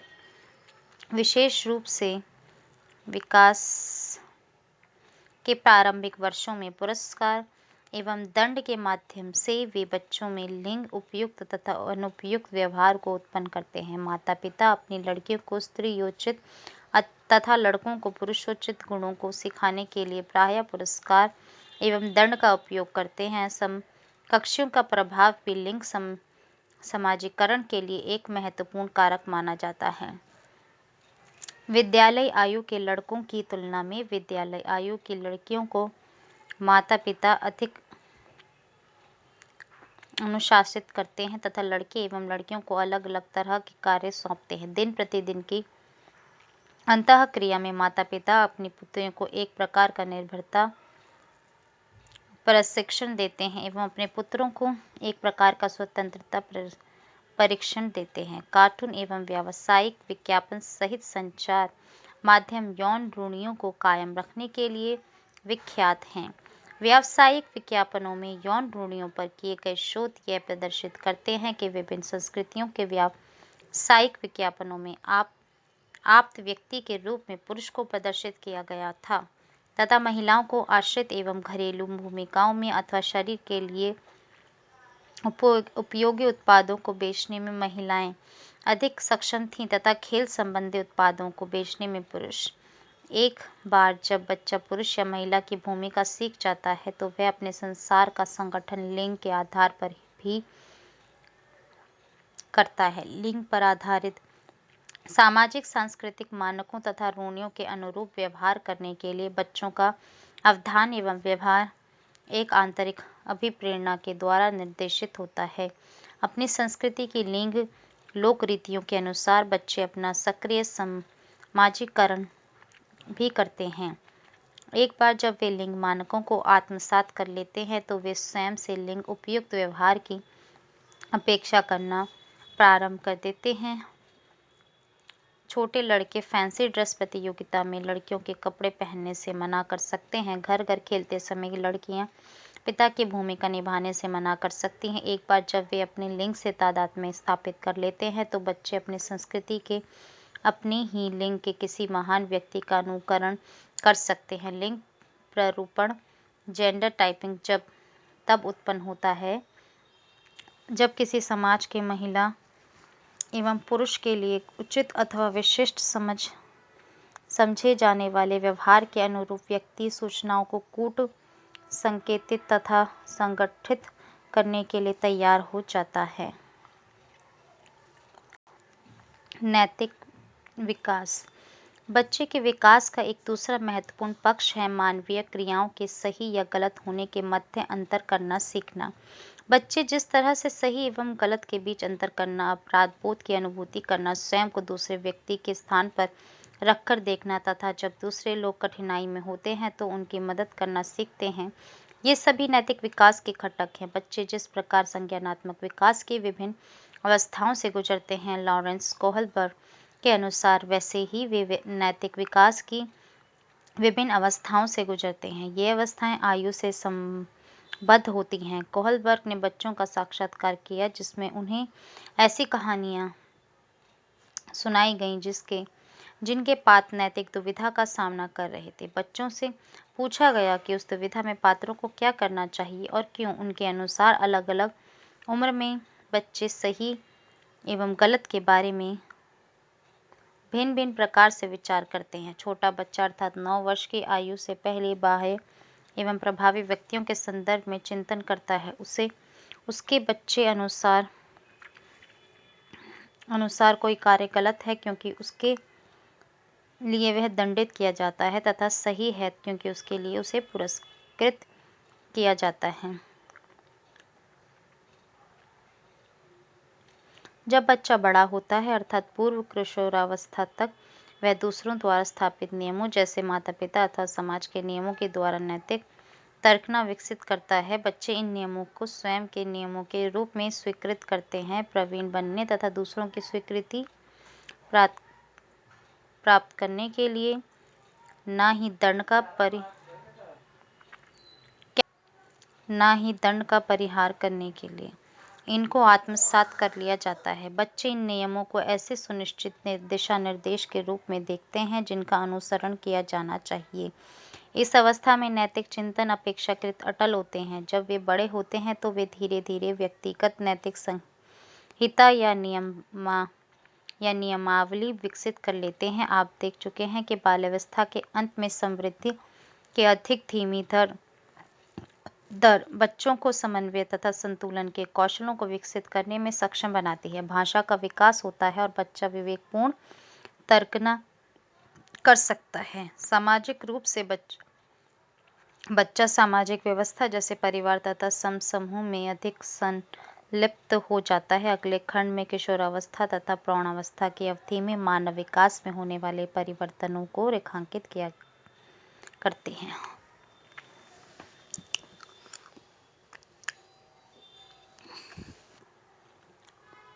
किशोरावस्था की चुनौतियां। अंग्रेजी का शब्द एडोलसेंस लैटिन भाषा के शब्द एडोल्सियर से व्युत्पन्न है जिसका अर्थ है परिपक्व रूप में विकसित होना। यह व्यक्ति के जीवन में बाल्यावस्था तथा प्रौढ़ावस्था के मध्य का संक्रमण काल है। किशोरावस्था को सामान्यतः जीवन की उस अवस्था के रूप में परिभाषित किया जाता है जिसका प्रारंभ यौवनारंभ से होता है, जब यौन परिपक्वता या प्रजनन करने की योग्यता प्राप्त कर ली जाती है। इसे जैविक तथा मानसिक दोनों ही रूप से तीव्र परिवर्तन की अवधि माना गया है। यद्यपि इस अवस्था में होने वाले शारीरिक परिवर्तन यह व्यक्ति के जीवन में बाल्यावस्था तथा प्रौढ़ावस्था के मध्य का संक्रमण काल है। किशोरावस्था को सामान्यतः जीवन की उस अवस्था के रूप में परिभाषित किया जाता है जिसका प्रारंभ यौवनारंभ से होता है, जब यौन परिपक्वता या प्रजनन करने की योग्यता प्राप्त कर ली जाती है। इसे जैविक तथा मानसिक दोनों ही रूप से तीव्र परिवर्तन की अवधि माना गया है। यद्यपि इस अवस्था में होने वाले शारीरिक परिवर्तन सार्वभौमिक हैं, किशोरों के अनुभव के सामाजिक तथा मानसिक आयाम सांस्कृतिक संदर्भ पर निर्भर करते हैं। उदाहरण के लिए, वह संस्कृति तथा जहाँ किशोरावस्था को समस्यापरक अथवा संदेह उत्पन्न करने वाली अवधि के रूप में देखा जाता है, उसमें एक किशोर का अनुभव उस किशोर से भिन्न होगा जो एक ऐसी संस्कृति में है जहाँ किशोरावस्था को प्रौढ़ व्यवहार और इसलिए दायित्वपूर्ण कार्यों को संपादित करने का प्रारंभ माना जाता है। यद्यपि अधिकांश समाज में किशोरावस्था के लिए कम से कम एक संक्षिप्त अवधि होती है, यह सभी संस्कृतियों के सापेक्ष सार्वभौमिक नहीं है। शारीरिक विकास, यौवनारंभ या लैंगिक परिपक्वता बाल्यावस्था के अंत को तथा किशोरावस्था के प्रारंभ को इंगित करती है, जो वृद्धि दर एवं लैंगिक विशेषताओं दोनों में ही आकस्मिक परिवर्तनों के द्वारा परिभाषित होती है। परंतु यौवनारंभ अचानक उत्पन्न होने वाली घटना नहीं है, बल्कि यह एक क्रमिक प्रक्रिया का अंग है। यौवनारंभ की अवस्था में स्रावित होने वाले हार्मोन के कारण मूल एवं गौण लैंगिक लक्षण विकसित होते हैं। मूल लैंगिक लक्षणों के अंतर्गत वे लक्षण आते हैं जो प्रजनन से प्रत्यक्ष रूप से जुड़े हैं तथा गौण लैंगिक लक्षणों के अंतर्गत लैंगिक परिपक्वता को प्राप्त कर लेने के लक्षण या संकेत आते हैं। त्वरित समवृद्धि, चेहरों पर बालों का उगना तथा स्वर में परिवर्तन आदि से लड़कों में यौवनारंभ से संबंधित परिवर्तन प्रदर्शित होता है। लड़कियों की ऊंचाई में तीव्र समवृद्धि प्रायः मासिक धर्म प्रारंभ के होने के लगभग 2 वर्ष पहले शुरू होती है। लड़कों में 12 या 13 वर्ष की उम्र में तथा लड़कियों में 10 या 11 वर्ष की उम्र में शारीरिक विकास में तीव्र समवृद्धि प्रारंभ होती है। यौवनारंभ अनुक्रम में परिवर्तन का पाया जाना एक सामान्य प्रक्रिया है। उदाहरण के लिए, एक ही कालानुक्रमिक आयु के 2 लड़कों अथवा 2 लड़कियों में एक के यौवनारंभ की अवस्था प्रारंभ होने से पहले ही दूसरे का यौवनारंभ विकास का अनुक्रम पूरा हो सकता है। इसमें आनुवंशिकता एवं परिवेश दोनों की ही महत्वपूर्ण भूमिका हो सकती है। उदाहरण के लिए, समरूप यमज में भ्रातृ यमज की तुलना में मासिक धर्म लगभग एक ही समय प्रारंभ होता है। आमतौर पर संपन्न परिवार की लड़कियों में गरीब परिवार की लड़कियों की तुलना में मासिक धर्म कुछ पहले प्रारंभ होता है। ऐतिहासिक प्रवृत्तियां प्रदर्शित करती हैं कि औद्योगिक राष्ट्रों में मासिक धर्म प्रारंभ होने की आयु घट रही है, जो बेहतर पोषण एवं चिकित्सीय सुविधाओं में उन्नति को प्रदर्शित करती है। किशोरावस्था में होने वाले शारीरिक विकास के साथ अनेक मानसिक परिवर्तन भी होते हैं। यौवनारंभ के आसपास किशोर विपरीत लिंगी सदस्यों एवं यौन संबंधी मामलों में अधिक रुचि का प्रदर्शन करते हैं एवं यौन अनुभूतियों के प्रति एक नई जागरूकता विकसित होती है। कामुकता या यौन संबंधी विषयों पर अधिक ध्यान देना अनेक कारकों के कारण होता है, जैसे जैविक परिवर्तनों के प्रति सजगता तथा समकक्षियों, माता पिता एवं समाज द्वारा कामुकता पर अधिक बल देना। इसके बावजूद अनेक किशोरों में काम व्यवहार के प्रति उपयुक्त ज्ञान का अभाव होता है अथवा उनमें इसके प्रति अनेक धातियाँ होती हैं। यौन एक ऐसा विषय है जिस पर माता पिता बच्चों से परिचर्चा करने में कठिनाई का अनुभव करते हैं, इसलिए किशोर यौन संबंधी मामलों में गोपनीयता बरतने लगते हैं, जो सूचनाओं के आदान प्रदान तथा संप्रेषणीयता को कठिन बना देता है। एड्स एवं यौन संक्रमित अन्य रोगों के खतरे के कारण वर्तमान समय में किशोरों में कामुकता के प्रति अधिक ध्यान दिया जा रहा है। यौन पहचान का विकास यौन उन्मुखता को परिभाषित करता है एवं काम व्यवहार को निर्देशित करता है। इस रूप में यह किशोरों के लिए एक महत्वपूर्ण विकासात्मक कार्य बन जाता है। यौवनारंभ की आरंभ होने पर आप स्वयं के बारे में क्या सोचते थे? किशोर इस विषय में विचार मग्न रहते हैं कि वे कैसे दिखते हैं और वे जैसा दिखते हैं उसका मानसिक बिंब बनाते रहते हैं। अपने शारीरिक स्व अथवा शारीरिक परिपक्वता को स्वीकार करना किशोरावस्था में एक दूसरा महत्वपूर्ण विकासात्मक कार्य है। किशोरों को अपने शारीरिक रंग रूप का एक वास्तविक बिंब बनाने की आवश्यकता होती है जो उन्हें स्वीकार्य हो। यह ध्यान रखना महत्वपूर्ण है कि यौवनारंभ की अवस्था में शारीरिक परिवर्तनों के साथ साथ संज्ञानात्मक एवं सामाजिक परिवर्तन भी होते हैं। संज्ञानात्मक विकासात्मक परिवर्तन। किशोर के विचार अधिक अमूर्त, तर्कपूर्ण एवं आदर्शवादी होते हैं। अपने तथा दूसरों के विचारों का एवं दूसरे उनके बारे में क्या सोचते हैं, इसका मूल्यांकन करने में वे अधिक सक्षम हो जाते हैं। किशोरों में कल्पना की विकसित हो रही योग्यता उन्हें संज्ञानात्मक एवं सामाजिक सजगता का एक नया स्तर प्रदान करती है। पियाजे का मानना था कि औपचारिक संक्रियात्मक विचार 11 से 15 वर्ष की आयु के बीच उत्पन्न होते हैं। इस अवस्था के दौरान किशोर का चिंतन वास्तविक मूर्त अनुभवों से आगे तक विस्तृत हो जाता है एवं वे उन अनुभवों के बारे में अधिक अमूर्त रूप से चिंतन एवं तर्कना प्रारंभ कर देते हैं। अमूर्त होने के अतिरिक्त किशोरों के विचार आदर्शवादी भी होते हैं। किशोर स्वयं तथा दूसरों की आदर्श विशेषताओं के बारे में सोचना प्रारंभ कर देते हैं तथा स्वयं की दूसरों से तुलना इन आदर्श मानकों के आधार पर करते हैं। उदाहरण के लिए एक आदर्श माता पिता कैसे होंगे, वे इसके बारे में सोच सकते हैं एवं अपने माता पिता की तुलना इन आदर्श मानकों से करते हैं। कभी कभी यह किशोरों को विस्मय में डाल दे सकता है कि नए आदर्श मानकों में से वे किन मानकों को अपनाएं। विकास की प्रारंभिक अवस्था से गुजर रहे बच्चों द्वारा प्रयुक्त प्रयत्न त्रुटि उपागम के विपरीत समस्या समाधान करने में किशोरों का चिंतन अधिक व्यवस्थित होता है। वे कार्य करने के संभावित तरीकों, कुछ चीज़ें जैसे वैसे ही क्यों हो रही हैं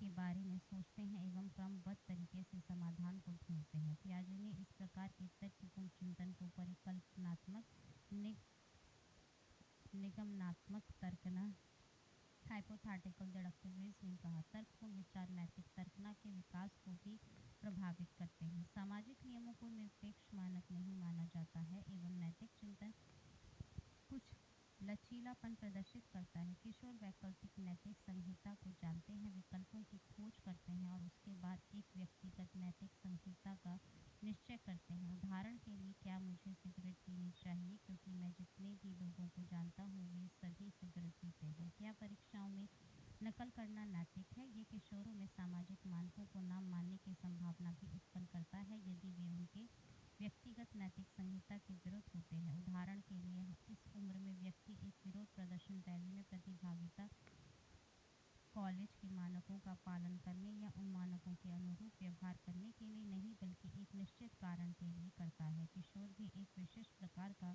अहं केंद्रवाद विकसित करते हैं।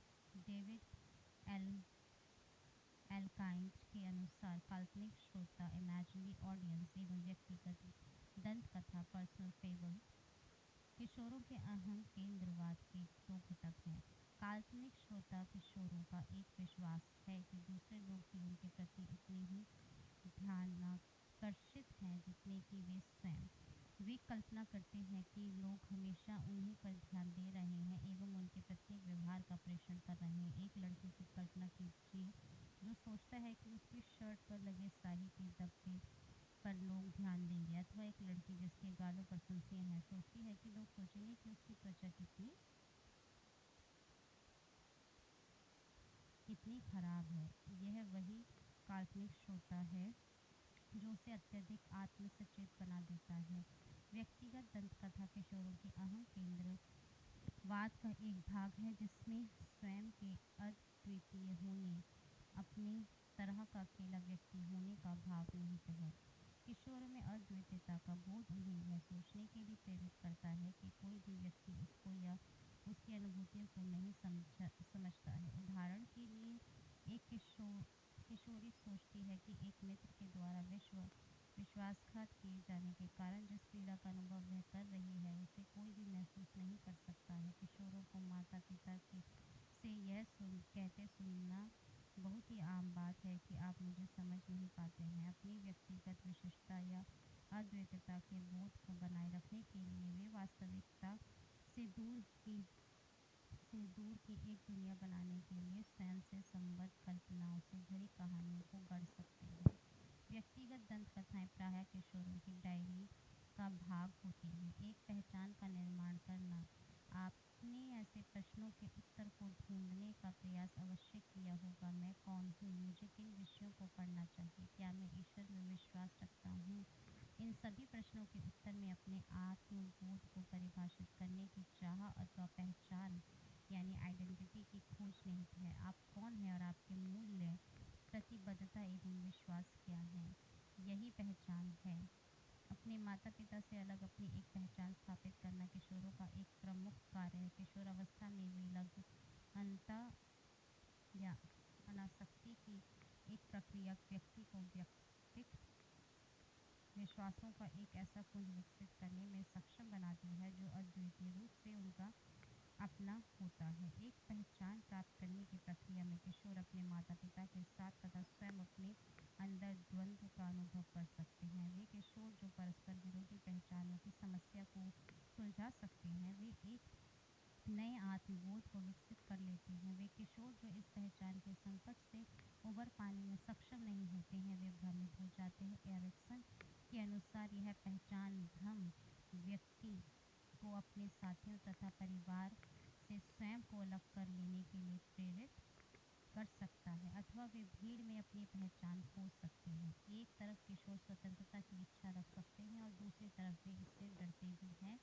और अपने माता-पिता पर अत्यधिक निर्भरता भी प्रदर्शित करते हैं। आत्मविश्वास और असुरक्षा की भावना के बीच शीघ्रता से परिवर्तित होते रहना इस अवस्था की एक विशेषता है। किशोर कभी अपने को बच्चे की तरह समझे जाने की शिकायत करते हैं तो कभी अपने माता-पिता पर निर्भर होकर सुख चैन की तलाश करनी करते हैं। एक पहचान प्राप्त करने में स्वयं में निरंतरता और एकरूपता की खोज करना, अधिक उत्तरदायित्वों को वहन करना तथा वह कौन है अर्थात एक पहचान का स्पष्ट बोध प्राप्त करना सन्निहित है। किशोरावस्था में पहचान का निर्माण अनेक कारकों से प्रभावित होता है। सांस्कृतिक पृष्ठभूमि, पारिवारिक तथा सामाजिक मूल्य, संजातीय पृष्ठभूमि तथा सामाजिक आर्थिक स्तर, ये सभी समाज में एक स्थान प्राप्त करने के लिए किशोरों द्वारा किए गए प्रयास पर प्रभावी रहते हैं।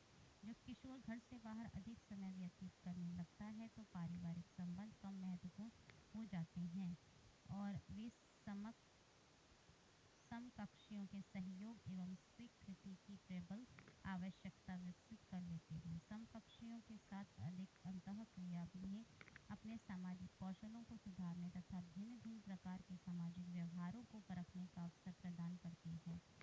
समकक्षी तथा माता-पिता ये दो शक्तियाँ हैं जिनका किशोरों पर विशेष प्रभाव पड़ता है। समय-समय पर माता-पिता के साथ संघर्षपूर्ण परिस्थितियाँ समकक्षियों के साथ तादात्म्य स्थापित करने की प्रवृत्ति को बढ़ाती हैं, परंतु सामान्यतया समकक्षी एवं माता-पिता अनुपूरक का कार्य करते हैं और किशोरों की भिन्न-भिन्न आवश्यकताओं की पूर्ति करते हैं। व्यावसायिक प्रतिबद्धता किशोरों की पहचान निर्माण को प्रभावित करने वाला एक दूसरा कारक है। बड़े होकर आप क्या बनेंगे? इस प्रश्न के लिए भविष्य के संबंध में सोचने की योग्यता एवं वास्तविक तथा प्राप्य लक्ष्यों को निर्धारित करने की आवश्यकता होती है। कुछ संस्कृतियों में युवाओं को व्यवसाय चयन की स्वतंत्रता दी जाती है, जबकि कुछ दूसरी संस्कृतियों में इस चुनाव के लिए बच्चों को विकल्प नहीं दिए जाते हैं। माता-पिता के द्वारा लिए गए निर्णय को ही बच्चों द्वारा स्वीकार किए जाने की संभावना रहती है। विषयों के चयन के संबंध में जब आप निर्णय कर रहे थे तो उस समय का आपका अपना अनुभव क्या है?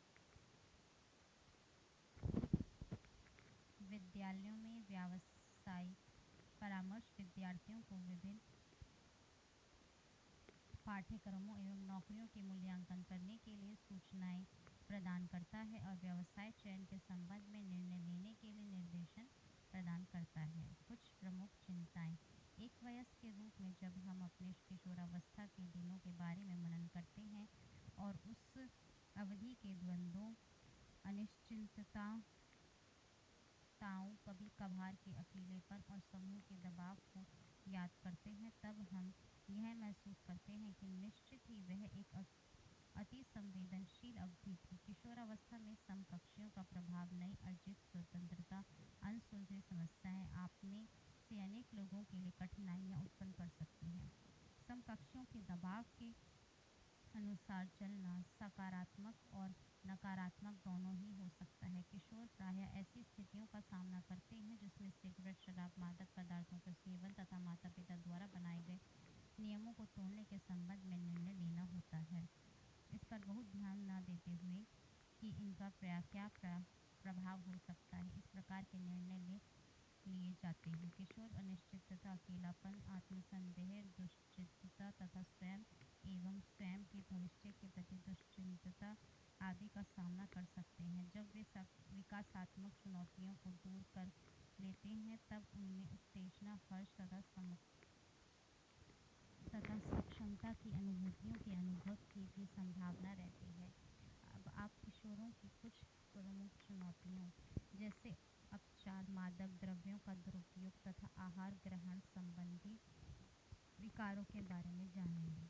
अपचार अपचार विविध प्रकार के व्यवहारों को इंगित करता है, जिसमें सामाजिक रूप से अस्वीकृत व्यवहारों से लेकर विविध अपराध तथा आपराधिक कृत्य भी सम्मिलित हैं। कर्तव्य विमुखता, घर से भाग जाना, या सेंधमारी या बर्बरतापूर्ण कृत्य इसके उदाहरण हैं। अपचार तथा व्यवहार परक समस्याओं वाले किशोरों में नकारात्मक आत्म पहचान, कम विश्वास और उपलब्धि का निम्न स्तर होता है। अपचार प्रायः माता पिता के कम सहयोग, अनुपयुक्त अनुशासन तथा पारिवारिक विवाद से जुड़ा होता है। ध्यानाकर्षण एवं समकक्षियों में लोकप्रियता अर्जित करने के लिए प्रायः वैसे किशोर समाज विरोधी कृत्य करते हैं जो ऐसे समुदायों से आते हैं जिसमें गरीबी, बेरोजगारी एवं मध्य वर्ग से भिन्नता की भावना होती है।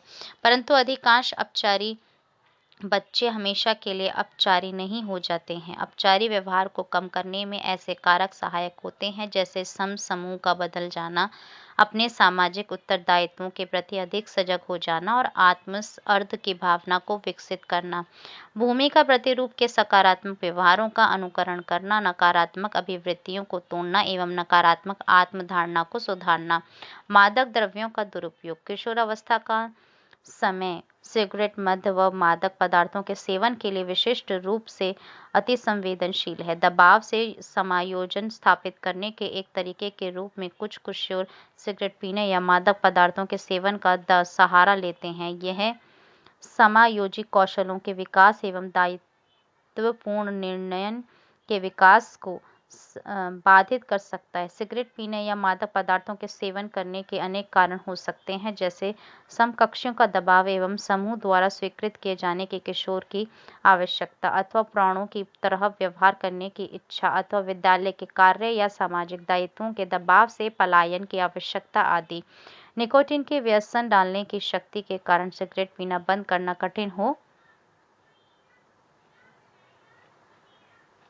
कठिन हो सकता है। यह पाया गया है कि वे किशोर जो मादक पदार्थों, शराब तथा निकोटीन उपयोग के लिए संवेदनशील है, वे आवेगशील, आक्रामक, उत्कंठित, अवसादी एवं अविश्वसनीय होते हैं तथा उनका आत्मसम्मान का स्तर कम होता है एवं उनमें उपलब्धि की प्रत्याशा भी कम होती है। समकक्षी दबाव और अपने समूह के बीच रहने की आवश्यकता किशोर को अपने समकक्षियों की मांगों के अनुरूप मादक द्रव्य, मदिरा एवं धूम्रपान का प्रयोग करने के लिए प्रेरित करती है या उसको अपना उपहास सहन करने के लिए मजबूर करती है। यदि मादक पदार्थों का उपयोग लंबे समय तक जारी रहता है तो यह शरीर क्रियात्मक निर्भरता अर्थात मादक पदार्थ शराब या निकोटीन की लत को जन्म दे सकता है और किशोरों के शेष जीवन के लिए एक गंभीर खतरा हो सकता है। मादक द्रव्यों के उपयोग को रोकने में माता-पिता, समकक्षियों, भाई बहनों एवं वयस्कों के साथ सकारात्मक संबंध की महत्वपूर्ण भूमिका होती है। नई दिल्ली स्थित society for theatre in education programme Bharat में मादक द्रव्य रोधी एक सफल कार्यक्रम है। यह 13 से 25 वर्ष के लोगों के मनोरंजन के लिए नुक्कड़ नाटकों का आयोजन करती है, जिसमें यह शिक्षा दी जाती है कि मादक पदार्थों का सेवन कैसे रोकें। United Nations International Drug Control Programme (UNDCP) ने इस कार्यक्रम को एक उदाहरण के रूप में चुना है, जिसे इस क्षेत्र के गैर सरकारी संगठनों को भी अपनाना चाहिए। आहार ग्रहण संबंधी विकार, किशोरों का स्वयं के प्रति मनोग्रसित कल्पना लोक में रहना तथा समकक्षियों से तुलना करना ऐसी परिस्थितियों को जन्म देता है जिससे वे अपने शरीर के प्रति ग्रसित विकसित कर लेते हैं मनोग्रस्ती विकसित कर लेते हैं। एनोरेक्सिया नर्वोसा एक ऐसा ही आहार ग्रहण संबंधी विकार है जिसमें स्वयं को भूखा रखते हुए दुबला बनने का कठिन प्रयास किया जाता है। किशोरों को अपने भोजन से कुछ खाद्य पदार्थों को निकालते अथवा केवल दुर्बल बनाने वाले खाद्य पदार्थों का ही सेवन करते देखा जाना बहुत ही सामान्य घटना है। संचार माध्यम भी दुबलेपन या छर छरेपन को सर्वाधिक वांछनीय छवि के रूप में प्रदर्शित करते हैं और छरहरेपन की ऐसी फैशनेबल छवि का अनुकरण एनोरेक्सिया नर्वोसा को जन्म देता है। शुगतिशयता या बुलिमिया आहार ग्रहण संबंधी विकार का एक दूसरा प्रकार है जिसमें व्यक्ति अत्यधिक भोजन करने का एक ऐसा प्रारूप अपनाता है जिसमें वह स्वादिष्ट भोजन करता रहता है और उसके बाद अपने प्रयास से वमन करके अथवा किसी विरेचक का उपयोग करके उसका विरेचन कर देता है और बीच बीच में उपवास भी रखता है। एनोरेक्सिया नर्वोसा तथा बुलिमिया मुख्य रूप से महिलाओं के विकार हैं जो शहरी परिवारों में अधिक पाए जाते हैं। प्रौढ़ावस्था एवं वृद्धावस्था। प्रौढ़ावस्था एक प्रौढ़ सामान्यतया एक ऐसे व्यक्ति के रूप में परिभाषित किया जाता है जो दायित्वों का निर्वहन करता है, परिपक्व व स्वावलंबी है तथा समाज से अच्छी तरह से जुड़ा हुआ है। इन गुणों के विकास में भिन्नता पाई जाती है जो यह प्रदर्शित करता है कि व्यक्ति के वयस्क बनने अथवा वयस्कों की भूमिकाओं को ग्रहण करने के समय में अंतर होता है।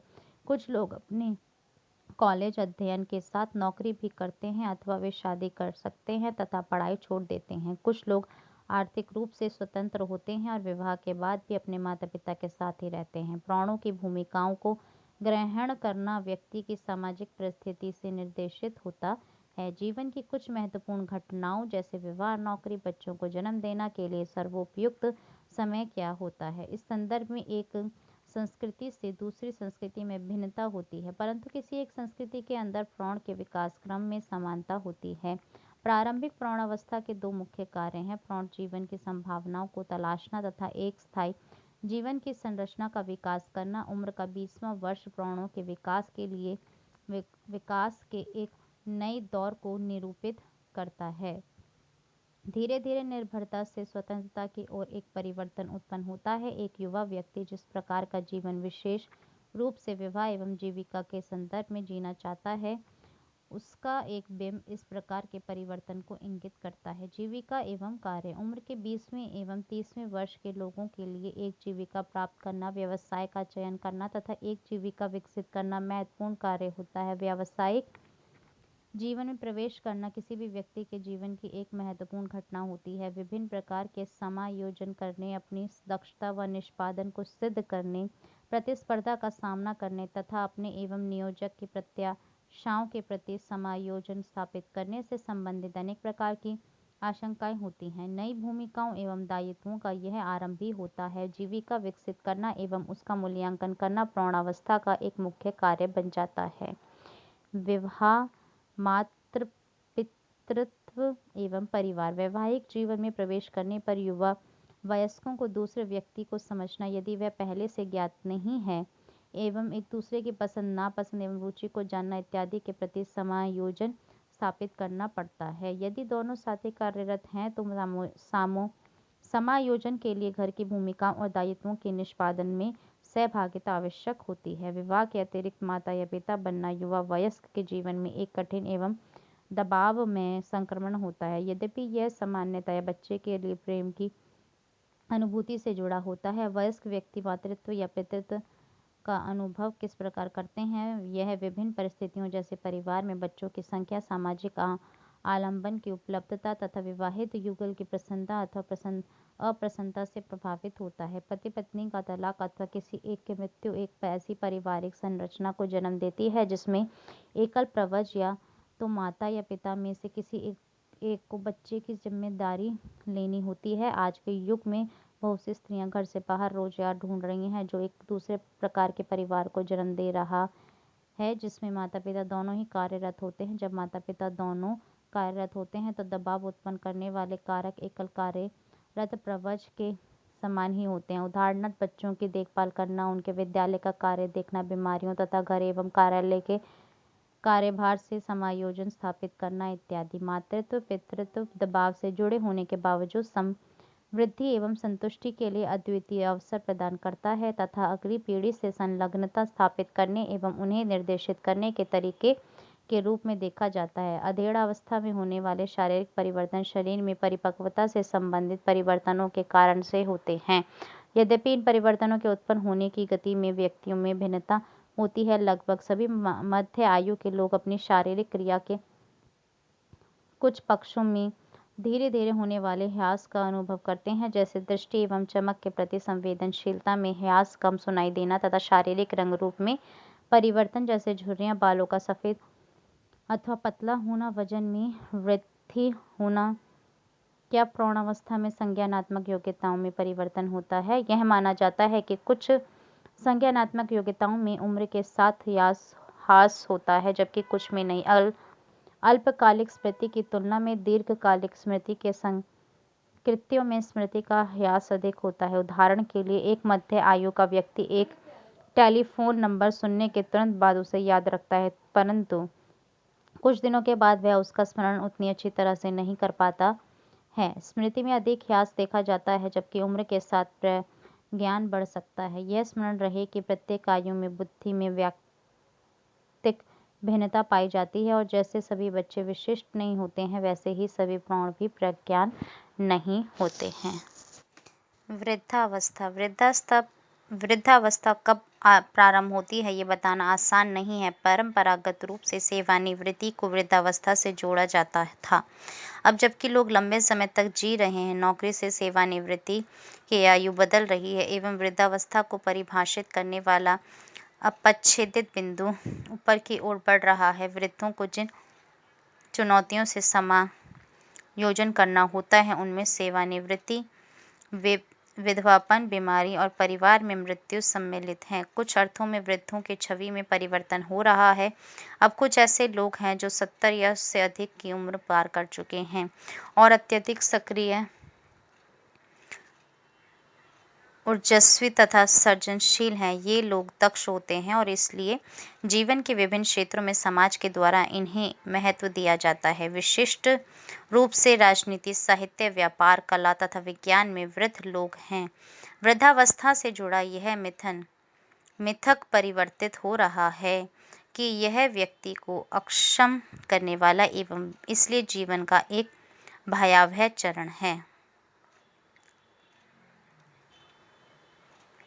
निस्संदेह वृद्धावस्था के अनुभव सामाजिक, आर्थिक दशाओं, स्वास्थ्य सुविधाओं की उपलब्धता, लोगों की अधिवृत्ति, समाज की अपेक्षाओं तथा उपलब्ध आलंबन व्यवस्था पर निर्भर करते हैं। प्रौढ़ावस्था के प्रारंभिक वर्षों में नौकरी अधिक महत्वपूर्ण होती है। उसके बाद परिवार अधिक महत्वपूर्ण बन जाता है और इन सब के बाद स्वास्थ्य व्यक्ति के जीवन का सबसे महत्वपूर्ण मुद्दा बन जाता है। स्पष्ट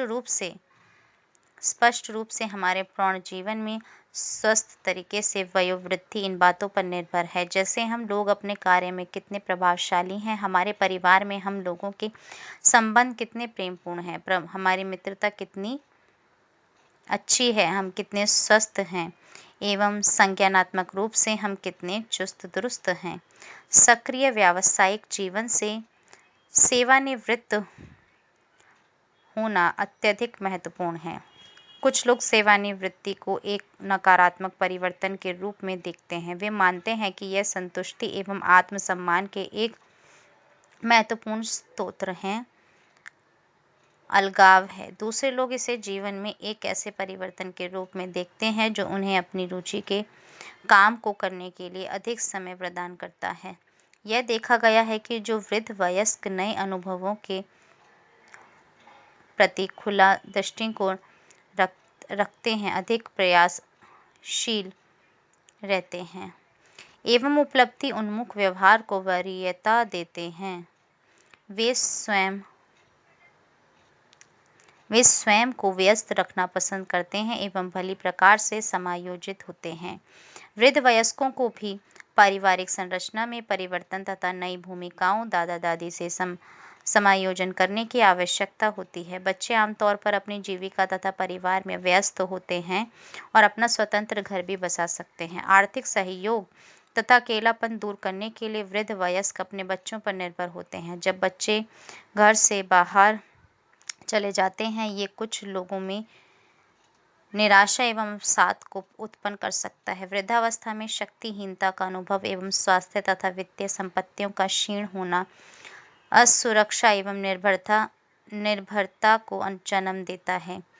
वृद्ध लोग सहारा एवं अपनी देख रेख के लिए दूसरों पर निर्भर रहते हैं। भारतीय संस्कृति वृद्धों को बच्चों पर निर्भर रहने की पक्षधर है, क्योंकि वृद्धावस्था में देख रेख की आवश्यकता होती है। वस्तुतः पूर्वी संस्कृति के अधिकांश माता पिता अपने बच्चों का लालन पालन इस उम्मीद में करते हैं कि वे वृद्धावस्था में उनकी देखभाल करेंगे। यह महत्वपूर्ण है कि वृद्धों में सुरक्षा एवं संबंधन की अनुभूति को प्रदान किया जाए।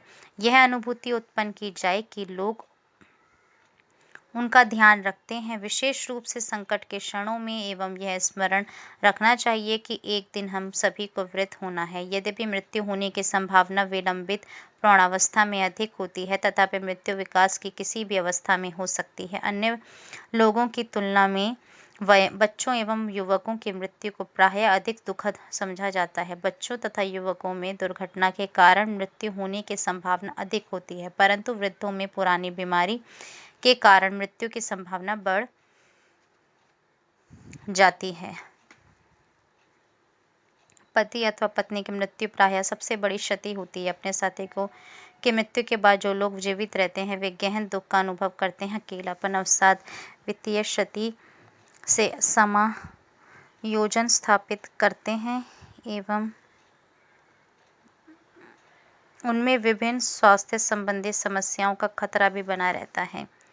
विधवाओं की संख्या विधुरों से अधिक होती है, क्योंकि अध्ययन यह प्रदर्शित करते हैं कि स्त्रियां पुरुषों से अधिक समय तक जीवित रहती हैं तथा वे अपने से बड़े उम्र के पुरुष से विवाह करती हैं। ऐसे समय में बच्चों, नाती पोतों एवं मित्रों का सहयोग व्यक्ति को दंपत्ति की मृत्यु की क्षति से उबारने में सहायक होता है। भिन्न भिन्न संस्कृतियों के लोग मृत्यु को अलग अलग दृष्टिकोण से देखते हैं। हमारे देश की गौड़ संस्कृति में यह माना जाता है कि मृत्यु जादू टोना एवं दैत्यों के द्वारा होती है।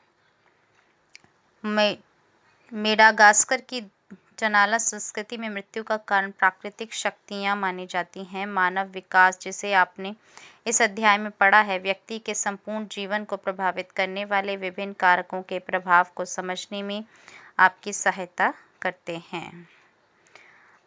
ये था पाठ 4 मानव विकास। अब हम इसका सारांश देखते हैं। प्रसव पूर्व अवस्था का विकास माता के कुपोषण, माता के मादक औषधि के उपयोग तथा माता को होने वाली कुछ बीमारियों से प्रभावित हो सकता है। पेशीय विकास शिरःपदाभिमुख तथा समीप दूराभिमुख प्रवृत्तियों का अनुसरण करता है। प्रारंभिक पेशीय विकास परिपक्वता तथा अधिगम दोनों पर निर्भर करता है। बच्चे के लालन पालन में सांस्कृतिक भिन्नताएं बच्चे तथा उनके देख रेख करने वालों के बीच की आसक्ति के स्वरूप को प्रभावित कर सकती हैं। पियाजे के संज्ञानात्मक विकास सिद्धांत के अनुसार बच्चे में वस्तु स्थायित्व की पहचान का क्रमशः विकसित होना संवेदी प्रेरक अवस्था की मुख्य विशेषता है। पूर्व संक्रियात्मक अवस्था के चिंतन में कुछ कमियां जैसे केंद्रीकरण, अप्रतिक्रमणीयता एवं अहंकेंद्रवाद पाई जाती हैं। मूर्त संक्रियात्मक अवस्था में बच्चे वस्तुओं के मानसिक निरूपण पर संक्रियाओं को निष्पादित करने की योग्यता विकसित कर लेते हैं, जो उन्हें संरक्षण के नियम को समझने में सक्षम बनाती है। औपचारिक संक्रिया की अवस्था अधिक अमूर्त, व्यवस्थित होती है एवं तार्किक विचारों को विकसित करती है। कोलबर्ग के अनुसार नैतिक तर्कना में प्रगति 3 चरणों जो आयु संबद्ध होते हैं में होती है और संज्ञानात्मक विकास के द्वारा निर्धारित होती है। यौवनारंभ की अवस्था में संवृद्धि की तीव्रता एक महत्वपूर्ण घटना है जिसमें प्रजनन संबंधी परिपक्वता तथा गौण लैंगिक लक्षण अंतर्निहित हैं। एरिक्सन के अनुसार पहचान निर्माण की ओर अग्रसर होना किशोरों की एक मुख्य चुनौती है। प्रौढ़ावस्था में व्यक्तित्व में स्थायित्व एवं परिवर्तन दोनों ही पाए जाते हैं। प्राणों के विकास की अनेक प्रमुख घटनाओं में पारिवारिक संबंधों में परिवर्तन सन्निहित हैं, जिसमें विवाह, मातृ पितृत्व तथा बच्चों के घर से बाहर जाने के प्रति समायोजन सम्मिलित हैं। प्रौढ़ावस्था में आयु संबद्ध शारीरिक परिवर्तनों में रंग, रूप, स्मृति तथा संज्ञानात्मक आयामों में परिवर्तन सम्मिलित हैं।